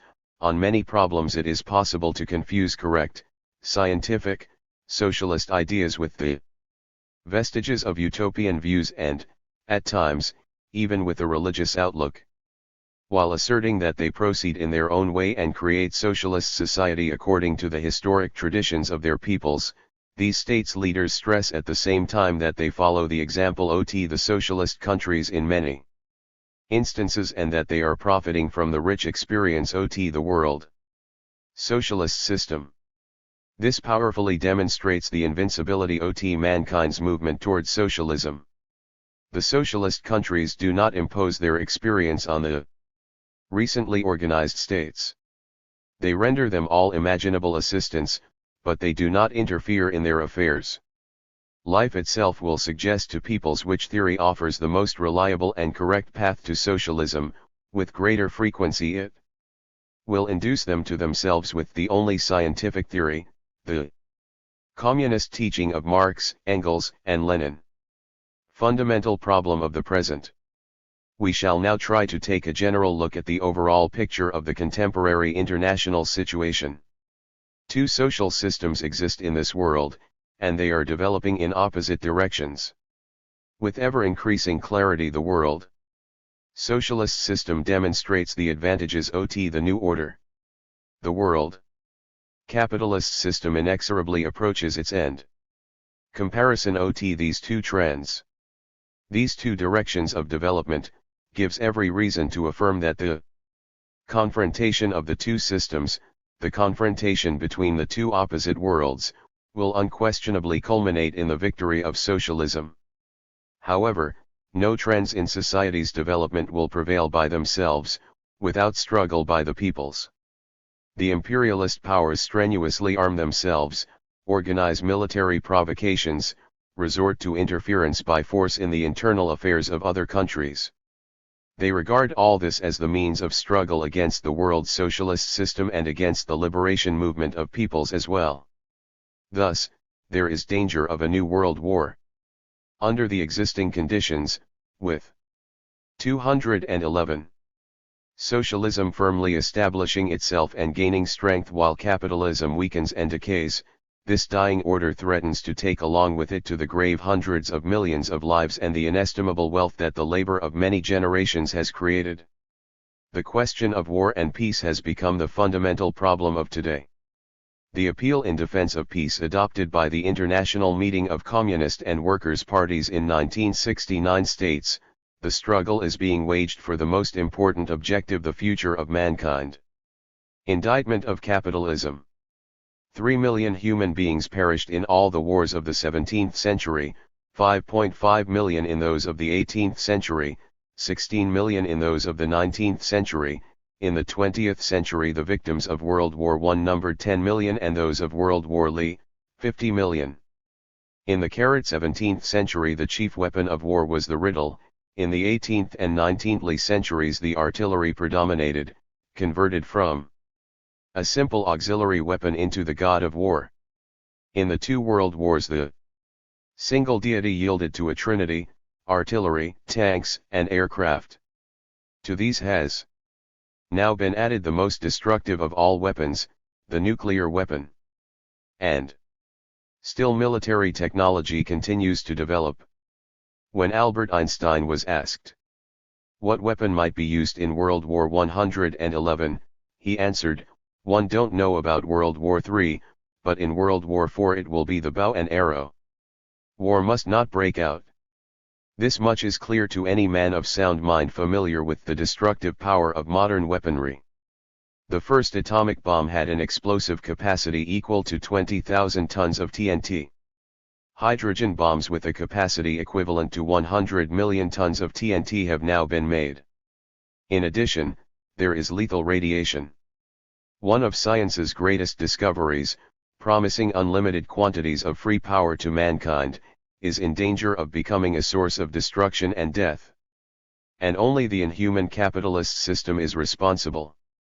In August 1945, when Japan's capitulation was literally a few days away, Truman, President of the U.S., ordered atomic bombs dropped on the Japanese cities of Hiroshima and Nagasaki. The result was that nearly 200,000 human beings perished or were afflicted with radiation sickness, and Hiroshima was left in ashes. Mankind will never forget that black day. Why, even in the absence of military necessity, did the ruling circles of the US decide to use the atomic bomb? Because they needed a show of force, because they were counting on intimidating the USSR and forcing the whole world to submit to their will. With its monopoly of the atomic weapon, American imperialism began pursuing a policy of atomic blackmail. The zealous generals of the Pentagon were developing plans for the atomic bombing of the largest industrial centers in our country. They were making $278 NV ready to annihilate millions of Soviet citizens in order to crush the hated socialist system. Under these circumstances our country was forced to produce its own nuclear weapons, the defense of the socialist conquests of the Soviet people, the independence of our fatherland were at stake. Soviet scientists brilliantly met the challenge and ended the United States monopoly in this area. This was a powerful blow to the aggressive plans of the American warmongers. The USA feverishly began to push manufacture of the hydrogen bomb, hundreds of times more powerful than the atomic bomb. But here again their calculations failed. In U-53 the USSR produced the hydrogen bomb ahead of the USA. Even then, military circles in the USA did not become still. Bombs, they said, are only half the task. The main thing is to have bomber aircraft and military bases close to the frontiers of the Soviet Union. The USA will then be able to deliver a strike without fear of retaliation. That was their strategy, monstrous in its intention. Even if the USA were able to escape a retaliatory strike, their allies in Europe and Asia on whose territory the American military bases are located certainly would not escape. Besides, even laymen clearly understand that a nuclear war would be especially deadly for countries with comparatively little territory and high population density. And the specialists have calculated that only a few hydrogen bombs are sufficient to wipe such countries as England, France, and West Germany off the face of the earth. Despite this, the militarists on the other side of the Atlantic called for aggression against the socialist countries. What did they care about the danger threatening the peoples of Europe and Asia? They were only concerned with their own skins. However, their strategy again failed. Intercontinental ballistic missiles and global rockets capable of hitting any point on the Earth's surface with exceptional accuracy were in manufacture in the USSR. Now the aggressors are threatened with a crushing retaliatory strike, irrespective of the oceans they may hide behind. The cause of PA is in the people's lands. By its very nature, policy from the position of strength is alien to socialist countries. Despite the miglet of its military equipment, the Soviet Union consistently fights for cessation of the arms race and promotion of a durable peace. But the imperialist governments, who in public avow their commitment to peace, are continuing the aimless race. The criminal policy of the US imperialists has more than once brought humanity to the brink of war. War or peace? THIRD is the question that today disturbs hundreds of millions of people in every corner of our planet. Point 4. 279. Is it possible to prevent a world war? We know, after all, that imperialism by its very nature breeds wars. This has been confirmed by the entire course of history. Its nature has not changed, even now. Consequently, as long as this system exists, the source of war danger remains.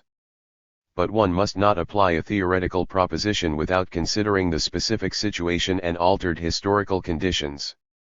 Yes, as before, imperialism continues to breed wars.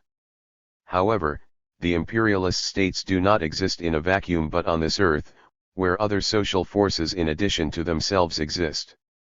We must therefore find out whether these forces are capable of bridling imperialism and rendering its sting harmless. In other words, we must analyze the correlation between the forces of peace and the forces of war in the contemporary era.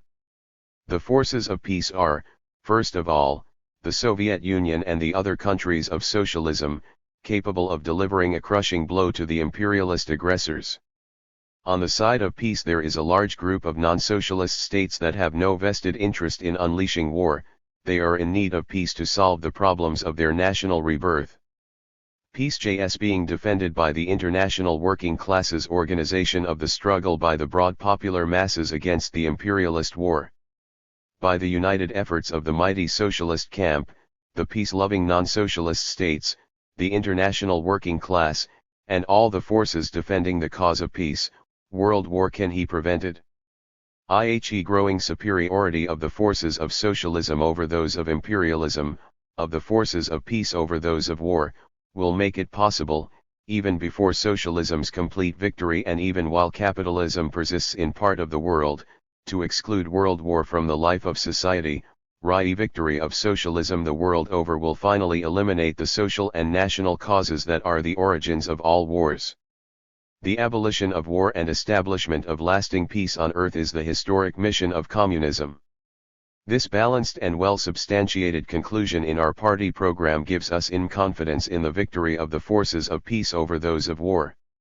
Of course, international developments do not proceed along a straight path, and the possibility of preserving the peace does not automatically result from the general correlation of forces in the world arena. In these times the decision about war and peace is being made in sharp skirmishes with imperialism unwilling to abandon its policy of military adventures and creating now and again dangerous situations in different regions of the earth. The international situation today reminds one of the sequence of tides on an ocean shore. Relaxation of tensions, achieved by the struggle of the peace forces, alternates periodically with aggravation of the international situation as a result of aggressive actions by the imperialists. The direct military aggression of the USA in Vietnam, which has provoked the scorn of all honest people throughout the world, can serve as an example. In fulfillment of its international obligation to a fraternal socialist country, the Soviet Union renders great economic and military assistance to the Vietnamese people. On the basis of this help and the broad, worldwide movement of 280.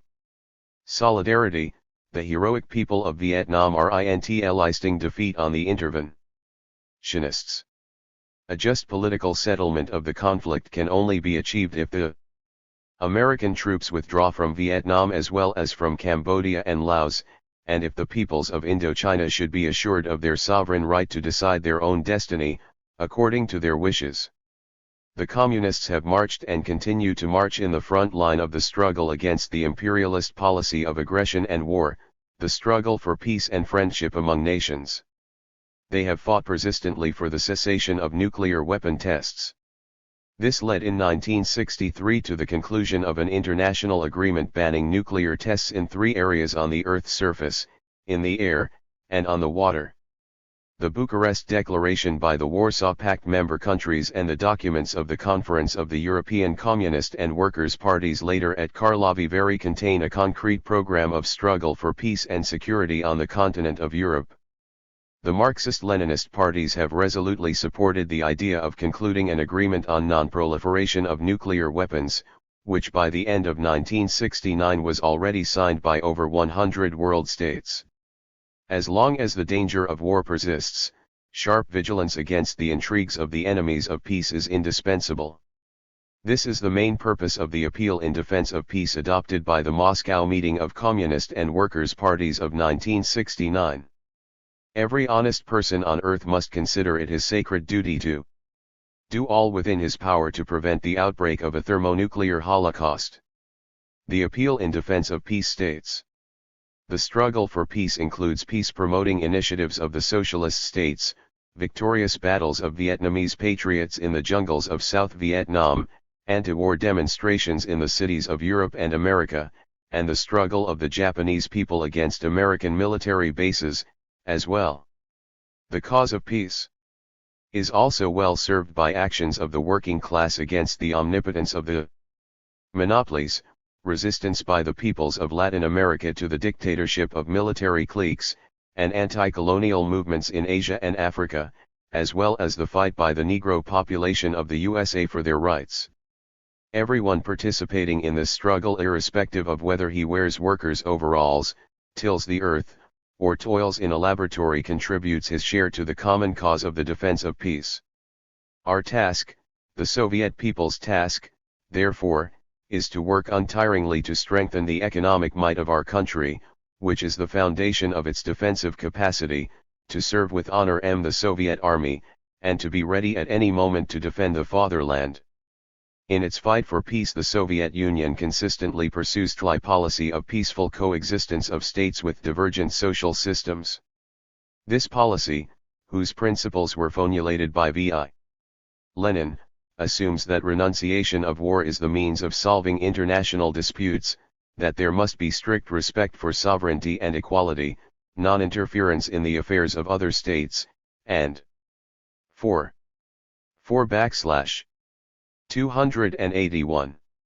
Development of mutually advantageous economic and cultural ties among all nations, irrespective of their socio-economic and political systems. Experience shows that political differences between states can be fully resolved by peaceful negotiations. Peaceful coexistence does not mean abandoning the struggle of ideas, the struggle between the communist and the bourgeois ideologies. The ideas of Marxism-Leninism have spread all over the world, since they express the vital interests of the toilers. The very truth of life is embodied in them, and there is no hiding from the truth. And it is clear to everyone that of itself the ideological struggle does not lead to military clashes, that it is fully compatible with peaceful coexistence between capitalist and socialist states. Of course, in this struggle one cannot impose on people's alien ideas by force of arms and threats, as the imperialists frequently attempt to do. Peaceful coexistence by no means applies to relations between the oppressed peoples and colonizers, between the exploited and exploiters, and it does not signify reconciliation of antagonistic classes. Each nation has the sacred right to fight against any kind of oppression, and if the reactionary classes resort to end resistance, the people also have the right to resort to the force of arms. Peaceful coexistence does not mean perpetuation of the capitalist system wherever it now exists. After they become convinced, by their own experience, of the superiority of socialism, the peoples of the capitalist countries will choose the more progressive social order. The struggle for peace and international security, for mankind's progress towards socialism, is a protracted and tenacious struggle. Progressive forces are confronted by a crafty enemy, imperialism, which still has considerable resources at its disposal. But revolutionaries and all the partisans of progress possess a more powerful weapon: their fighting unity. The document of the International Meeting of Communist and Workers' Parties, entitled "The Tasks of the Struggle Against Imperialism During the Present Stage and the Unity of Action of Communist and Workers' Parties, of all anti-imperialist forces," contains a warm appeal for strengthening this unity. Peoples of socialist countries, proletarians, all democratic forces in the countries of capitalism, liberated and oppressed peoples. Unite in the common struggle against imperialism and for peace, national independence, social progress, democracy, and socialism. Review questions. 1. What are the specific features of the new type of international relations? 2. What are the advantages and prospects of the international socialist division of labor? 3. How does the socialist system exert its influence on world development? 4. What are the immediate tasks to be solved by the revolutionary workers' movement in the capitalist countries? 5. What are the immediate tasks to be solved by the newly established states that have freed themselves from colonial dependence? 6. On what basis may we conclude that prevention of war is possible in the contemporary era? 7. What is the meaning for the Marxists of the concept of peaceful coexistence of states with divergent social systems? Points to consider and discuss. 1. Share what you know about the specific economic and political forms used within the social system of fraternal countries. In this context, what is the significance of the exchange of experience among the countries of socialism? 2. Invite a comrade who has taken an official trip to one of the socialist countries to participate in your discussions. After hearing his report, consider how the Soviet people fulfills its international obligation toward fraternal peoples. 3. Prove the thesis that nationalist views damage not only the interests of the Commonwealth of socialist countries as a whole but also, tirst ot all, the interest of the country whose policy reflects such attitudes. 4. Think over the following question: what is the connection between the successes of world socialism and the fact that the workers in capitalist countries in recent years have managed to achieve marked improvement in their life conditions and wrest a number of concessions from the bourgeoisie? 5. In the view of petty bourgeois ultra-revolutionaries, thermonuclear war on a world scale is fully acceptable as a means of solving the conflict of the two systems in favor of socialism. Give them your answer. 6. Become familiar with the document prepared by the Communist and Workers' parties entitled Indictment of Imperialism. Prepare a statement on the topic, the accusation of the peoples of the world against imperialism and the terrible threat it poses for the future of mankind. 7. How do you envision mankind's further movement towards socialism? Conclusion. There is no need now to guess at what communist society will look like, since we have a scientific conception of it. Obviously, we cannot make judgments about every detail of this society. Solutions to many problems will be suggested by life itself and by the practical experience of communist construction. But the most important, most essential traits of the future are clear. Let us make a broad review of what we have learned, repeating, consolidating, and summarizing our knowledge. Communism establishes lasting global peace. For the first time in its long, latent history, suffering mankind will breathe freely. There will be an end to the senseless use of the human capacity, wasted to create destructive weapons of war. Thousands of enterprises in all the world's countries now turning out deadly products will be converted to the manufacture of goods to satisfy people's various needs. Instead of fig-litter planes and bombers, they will churn out fast passenger airliners and powerful transport aircraft. Instead of ballistic missiles, space rockets. Instead of tanks, tractors. Instead of artillery guns and shells, items like refrigerators and vacuum cleaners. And what a brilliant perspective will open to science. A multitude of scientific institutions and scientists now busy with creating new types of offensive and defensive weapons will switch their efforts to searching for new kinds of power and material, to designing machinery to ease man's labor and adorn his life, and to struggling for the final eradication of disease and extension of the lifespan. The word war will be retained only to designate such humanitarian concepts as the war on disease and old age, on drought and crop failure, on natural disasters. And the word mir, meaning both world and peace in Russian, will be used in its single, original sense, all of society, the planet, the whole universe. The prosperous and powerful human race will be able to direct all its forces to the conquest of the worlds of outer space. Of course, it is out of the question to forcibly impose our will on the inhabitants of other planets. The question is, rather, to open and develop the entire universe and spread civilization. All of you, certainly, have read in H.G. Wells's novel The War of the Worlds, about how the Martians come to Earth and annihilate every living thing in order to subjugate our planet, and how mankind is saved from extinction only with the aid of microbes. Many American writers similarly describe future space encounters in their science fiction novels and short stories. One writer has Earth people subjugating the inhabitants of Venus and establishing on that planet a regime of colonialism. Another depicts a series of bitter clashes breaking out.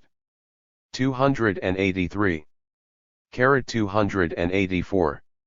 In the vast reaches of outer space over spheres of influence. These writers are thinking in the categories of their capitalist circumstances. No. This is not what the meeting of the worlds will be like. The Soviet science fiction writer Ivan Yefremov has expressed the following thoughtlets in one of his novels: only beings of exceptional intelligence who have attained the pinnacle of science are capable of organizing interplanetary illeglits and visits to their space neighbors. And this level of development of science and technology, as a result of intellectual achievement, is possible only in a society organized on just and rational foundations. The emissaries of Earth will be incapable of vile and cruel pursuits and of sowing violence, destruction, and death. They can have but one purpose: association of rational beings cooperating to conquer nature and glorifying reason and labor. However, let us now return from outer space to Earth, where there is still a tremendous amount of work to do. In the words of Mayakovsky, our planet oiglet to be equipped for mirth.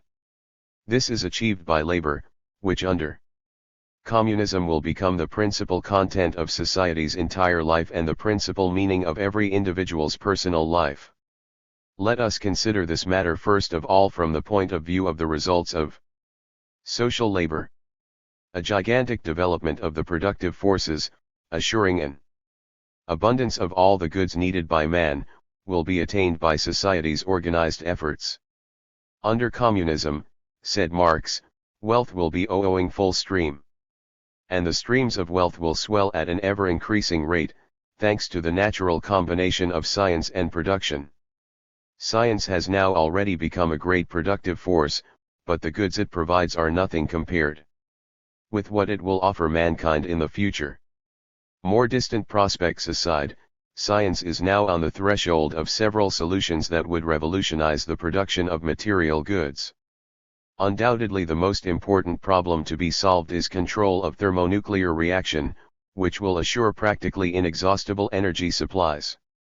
Neither is it difficult to imagine the importance of learning methods of directed growth conditioning of plants and living organisms, or of weather control, which will make it possible to prevent crop failures, or of manufacture of synthetic proteins and many other materials nature has failed to provide. An unusually high productivity level of social labor, due to development of science and technology and improvement of personnel scientifically, technically, and culturally, will cause enormous growth of productive forces. In speaking of communist production, we anticipate systems of automatic self-regulating devices to perform all work, from drawing blueprints to the output of the finished product, without intervention of manual labor and with control operations only in the hands of workers. The source of well-being and joy, labor under communism, will become the vital need of every member of society. A man works well and with enthusiasm for a number of different reasons. He 4%. Point 4. 285. Counts on a rich reward for his labor. He recognizes an obligation to society. He is fascinated by his work, seeing in it only the chance to reveal his personal creative abilities, and, finally, work has become a habit for him, as natural and usual as The need to breathe or communicate with other persons. Combine all these motivations and you will get communist labor. Certainly, you will object, one can agree with each of these except the material incentive to labor. Isn't it true that V.L. Lenin called communist labor unremunerated labor for the common good? How, then, can one talk of expecting remuneration? Of course, a communist man would never think of demanding as reward for his shock work that things not yet available to all should immediately be placed at his disposal. He will work without pay and does not measure his labor either by money, which simply will not exist, or any material value. He is interested, nevertheless, in growth of the social wealth. Only his interest is no longer egoistic, since he is not thinking of himself alone but rather of society as a whole. Thus, one of the incentives to labor under communism will be the collective material incentive to increase the social wealth and steadily improve the living conditions for every person. But were we to limit ourselves to the assertion that the communist man is distinguished by the need to work, we should be far from telling the whole story. It is not simply a question of need to work but a need to work according to ability. This is the reason, precisely, why the social wealth will be constantly on the increase and society will find it possible to satisfy fully all its members' reasonable needs. Realization of the main principle of communism, from each according to his ability, to each according to his need, will mean that complete equality has been established in society. Let us consider to what extent the principle of satisfaction according to need corresponds to the idea of equality. Under socialism people receive equal pay for equal work, and this reflects the justice of the socialist distribution principle. But persons differ in their abilities, and the composition of their families is not identical. Some, therefore, earn more and live better than others. Introduction of the communist distribution principle eliminates this distinction, overcoming to a degree the injustice of nature itself, which endows persons with unequal ability for work and creativity. From the point of view of formal law, this is a violation of equality, inasmuch as communist society satisfies everyone fully, regardless of the quantity and quality of his labor. But this formal law is not suitable for communism, which rejects it and introduces a higher justice, the truly humanitarian ideal of equality. Let everyone give to society all he can and society will generously satisfy all his reasonable needs. Take an orchestra or choir, tour comparison. If it consists of true artists and music lovers, they will not play or sing half-heartedly just because a special effort does not bring better remuneration. Asterisk 286. Communist equality is also expressed in the elimination of socio-economic, cultural, and everyday life distinctions between urban and rural areas. Farm labor will be converted into a form of industrial labor, meaning that there will be no more difference between industrial and agricultural labor than exists between labor in different branches of industry. In due time, in agriculture as in industry, equally favorable opportunities for integration of intellectual and manual labor in people's productive activity will develop. Vestiges of inequality in the social position of women will also finally be eradicated. The question here is primarily to liberate women from burdensome household tasks and ease their difficulties connected with child rearing, especially with the care of infants. Finally, the inequality of the sexes, because woman is not physically as strong as man, will on the whole be overcome under communism. After all, with mechanization and automation of production, the advantage of physical strength will be experienced less and less. And the time is not far off when women will be able to work in any branch of the economy on an equal footing with men. In short, when speaking of work, it will no longer be either meaningful or correct to use the age-old terms of the weaker and the stronger sex. The former weaker sex will yield in nothing to the stronger sex, once equipped with knowledge and operating the powerful technical machinery of communism. The institution of a single, communist ownership of the means of production and elimination of class distinctions will lead to the creation classless society. And this is the ultimate ideal of equality. Any other interpretation of equality is meaningless. People will always differ in ability and tastes. Justice does not consist in trying to level them, but rather in creating for each person taken individually and for all of them together the best conditions for creative living. That is why the formation of classless society is the best conceivable ultimate of equality. When this ultimate will have been attained, the word equality will no longer have its present stirring meaning. Hand in hand with equality goes liberty, because only free men can be equal and only equal men free. The socialist revolution frees the toilers from exploitation. Society's entire subsequent development is in the direction of creating conditions that will enable every person to develop freely and use his creative abilities in his work. Therein lies the communist ideal of liberty. Real life under socialism has fully confirmed V.I. Lenin's words that the talents of the people represent an untapped spring. Now we can boldly proclaim that the spring has been brought to the earth's surface and adorns our world with marvelous fruits. But the real howling of popular creativity still lies ahead. Under communism, this spring of talent will turn into a deep river, because the richer our lives and the higher the level of popular education, the greater are the possibilities for creative work reflecting the people's abilities extensively and diversely. Point 4. 287. Under communism, especially favorable conditions for free creative work are connected with the alleviation of the former division of labor, which used to enslave man. Under capitalism, the worker is tied down for life to one labor operation. Often he does not even know where the part he manufactures will be used. Monotony and uniformity, daily repetition of identical motions, drain the man of all his strength and waste his intellectual power. Under the conditions of socialist production, the worker understands the social significance of his labor. He visualizes behind the part he produces the machines that will help the kolkhoz members grow a rich harvest or the construction workers erect new dwellings. This awareness inspires his labor and encourages him to consider how he may fulfill his assignment better and faster. The worker in our country, furthermore, is not tied to a single operation.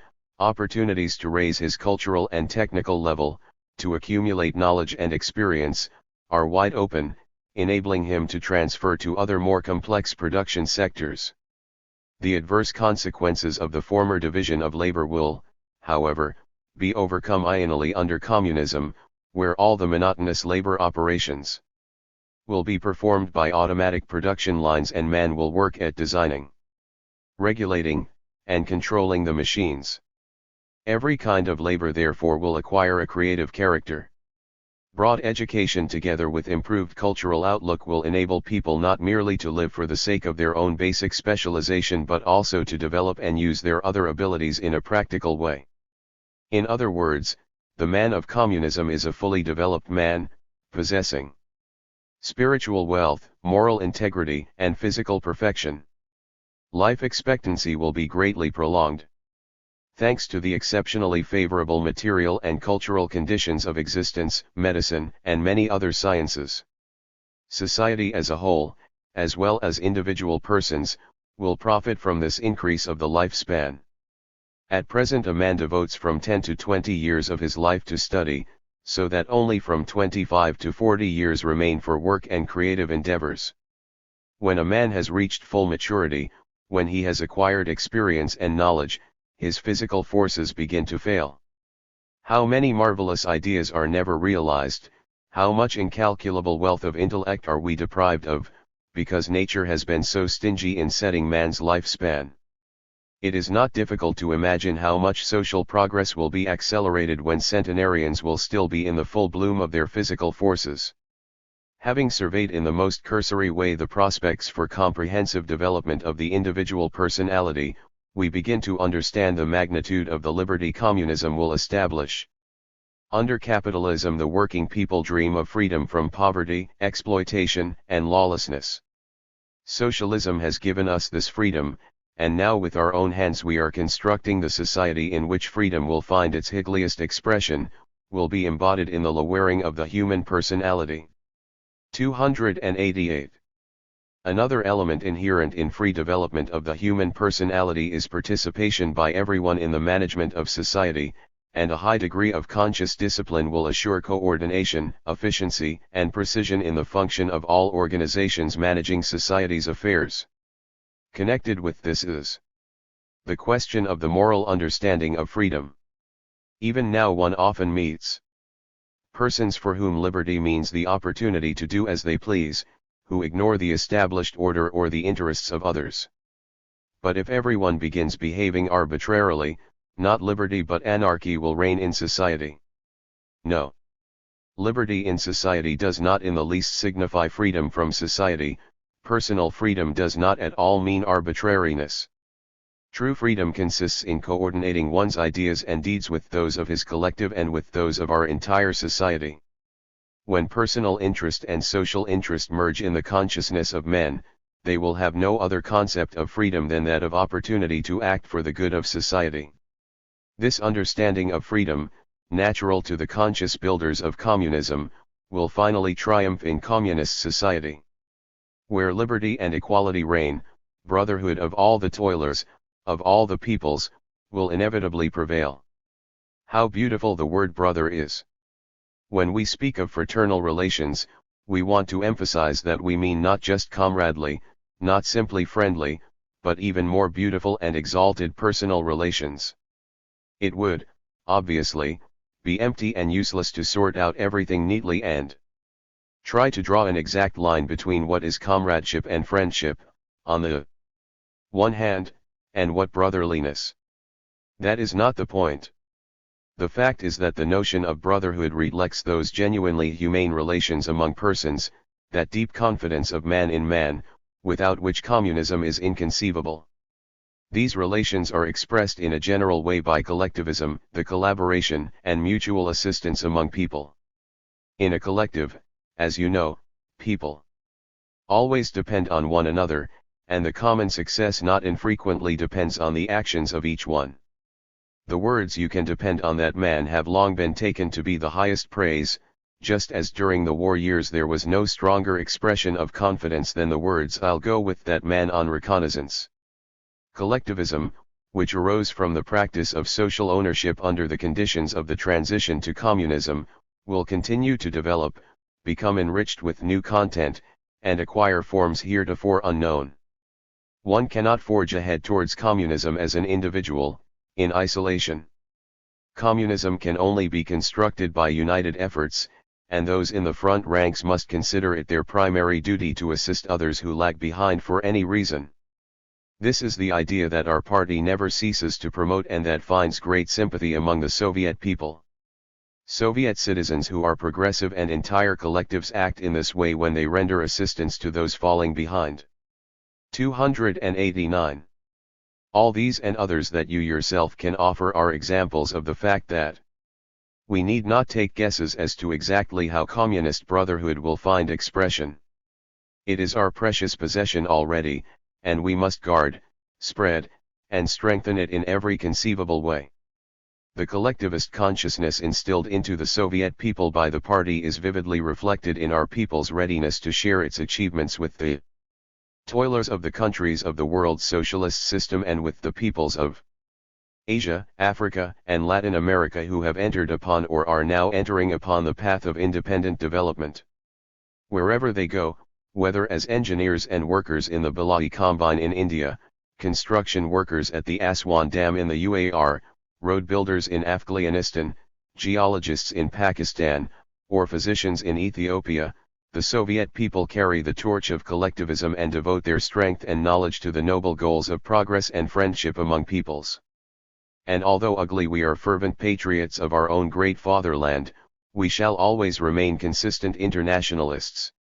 We cannot pave the way to brotherly relations between the individual persons and peoples in our own country and then, stopping for breath with self-satisfaction, ignore the rest of the world and let it fend for itself. And when socialism and communism shall have won the final victory all over our planet, the most wonderful dreams and longings of the world's peoples will be fulfilled, of which Robert Burns wrote with inspired faith. For a that and a that. It's comin' yet for a that. That man to man the world shall brothers be for a that. We no longer predict the advent of this golden age of history now, but talk about it with perfect certainty given to us by the Marxist-Leninist science and social practice. Already in the USSR the frontiers between republics have lost their former significance, and when we travel from one end to the other of our limitless country, who gives a thought to counting how many borders he crossed? Gradually, even national distinctions will be erased, and only names will remain as reminders of the past. United into one family of brothers, mankind will reach the peak of its power and realize the most daring plans to conquer nature. The instinctive labor of free and equal fraternal peoples in the conditions of lasting peace, is this not the happiness that communism will bring to the peoples of the world? It would be difficult, perhaps, to find anywhere on earth two persons who give the same answer to the question of what they understand by happiness. 4. 1. The whole joy of life consists in the possibility of devoting himself to his /290 favorite occupation without being distracted by the small problems of everyday existence. A second cannot imagine happiness without being involved in social activity. A third will talk about comfortable living, a chance to eat well and wear beautiful clothes. A fourth will surely mention sports. Many will put love, the joys of marriage and parenthood, first, depending on age and temperament. Any one of these different kinds of happiness, and many more, will become accessible to everyone in full measure. Or rather, all of them taken together. No one, of course, can issue a coupon guaranteeing happiness. Human destinies take different routes. It seems that no one will ever succeed in banishing such age-old causes of mental anguish and such conflicts as the dissatisfaction of the creative mind or disappointed hope, jealousy, and unrequited affection. In short, there will be plenty of work for writers, those engineers of the human soul. Life will go on producing subjects not only for vaudeville and comedy but also for drama and tragedy. Nor will the sharp-edged weapon of satire ever get rusty. As long as mankind marches forward, it will leave its shortcomings behind it with a lag. And it will always march forward. And surely nothing can give people greater happiness than the consciousness that they are part of this movement, that they are in step with their times. Whatever we may concede to future generations, we will not yield to them in what is most important of all, the capacity to enjoy happiness. Poets have pictured happiness as a bluebird slipping away at the very moment we are ready to grasp it by the wings. We have a firm grip on happiness. It exists in our labor, in the nobility of our goal, and in our urge to struggle for its earliest possible realization. And then new frontiers, new perspectives will again appear. Now we must part. One can be confident that after you have turned over the last page of this textbook, you will continue without tiring to broaden your political outlook and avidly draw knowledge from books and the rich treasure chest of practical life. And above all, of course, you will try to apply the knowledge you have acquired in your work. To this our heroic times and the Communist Party summon you.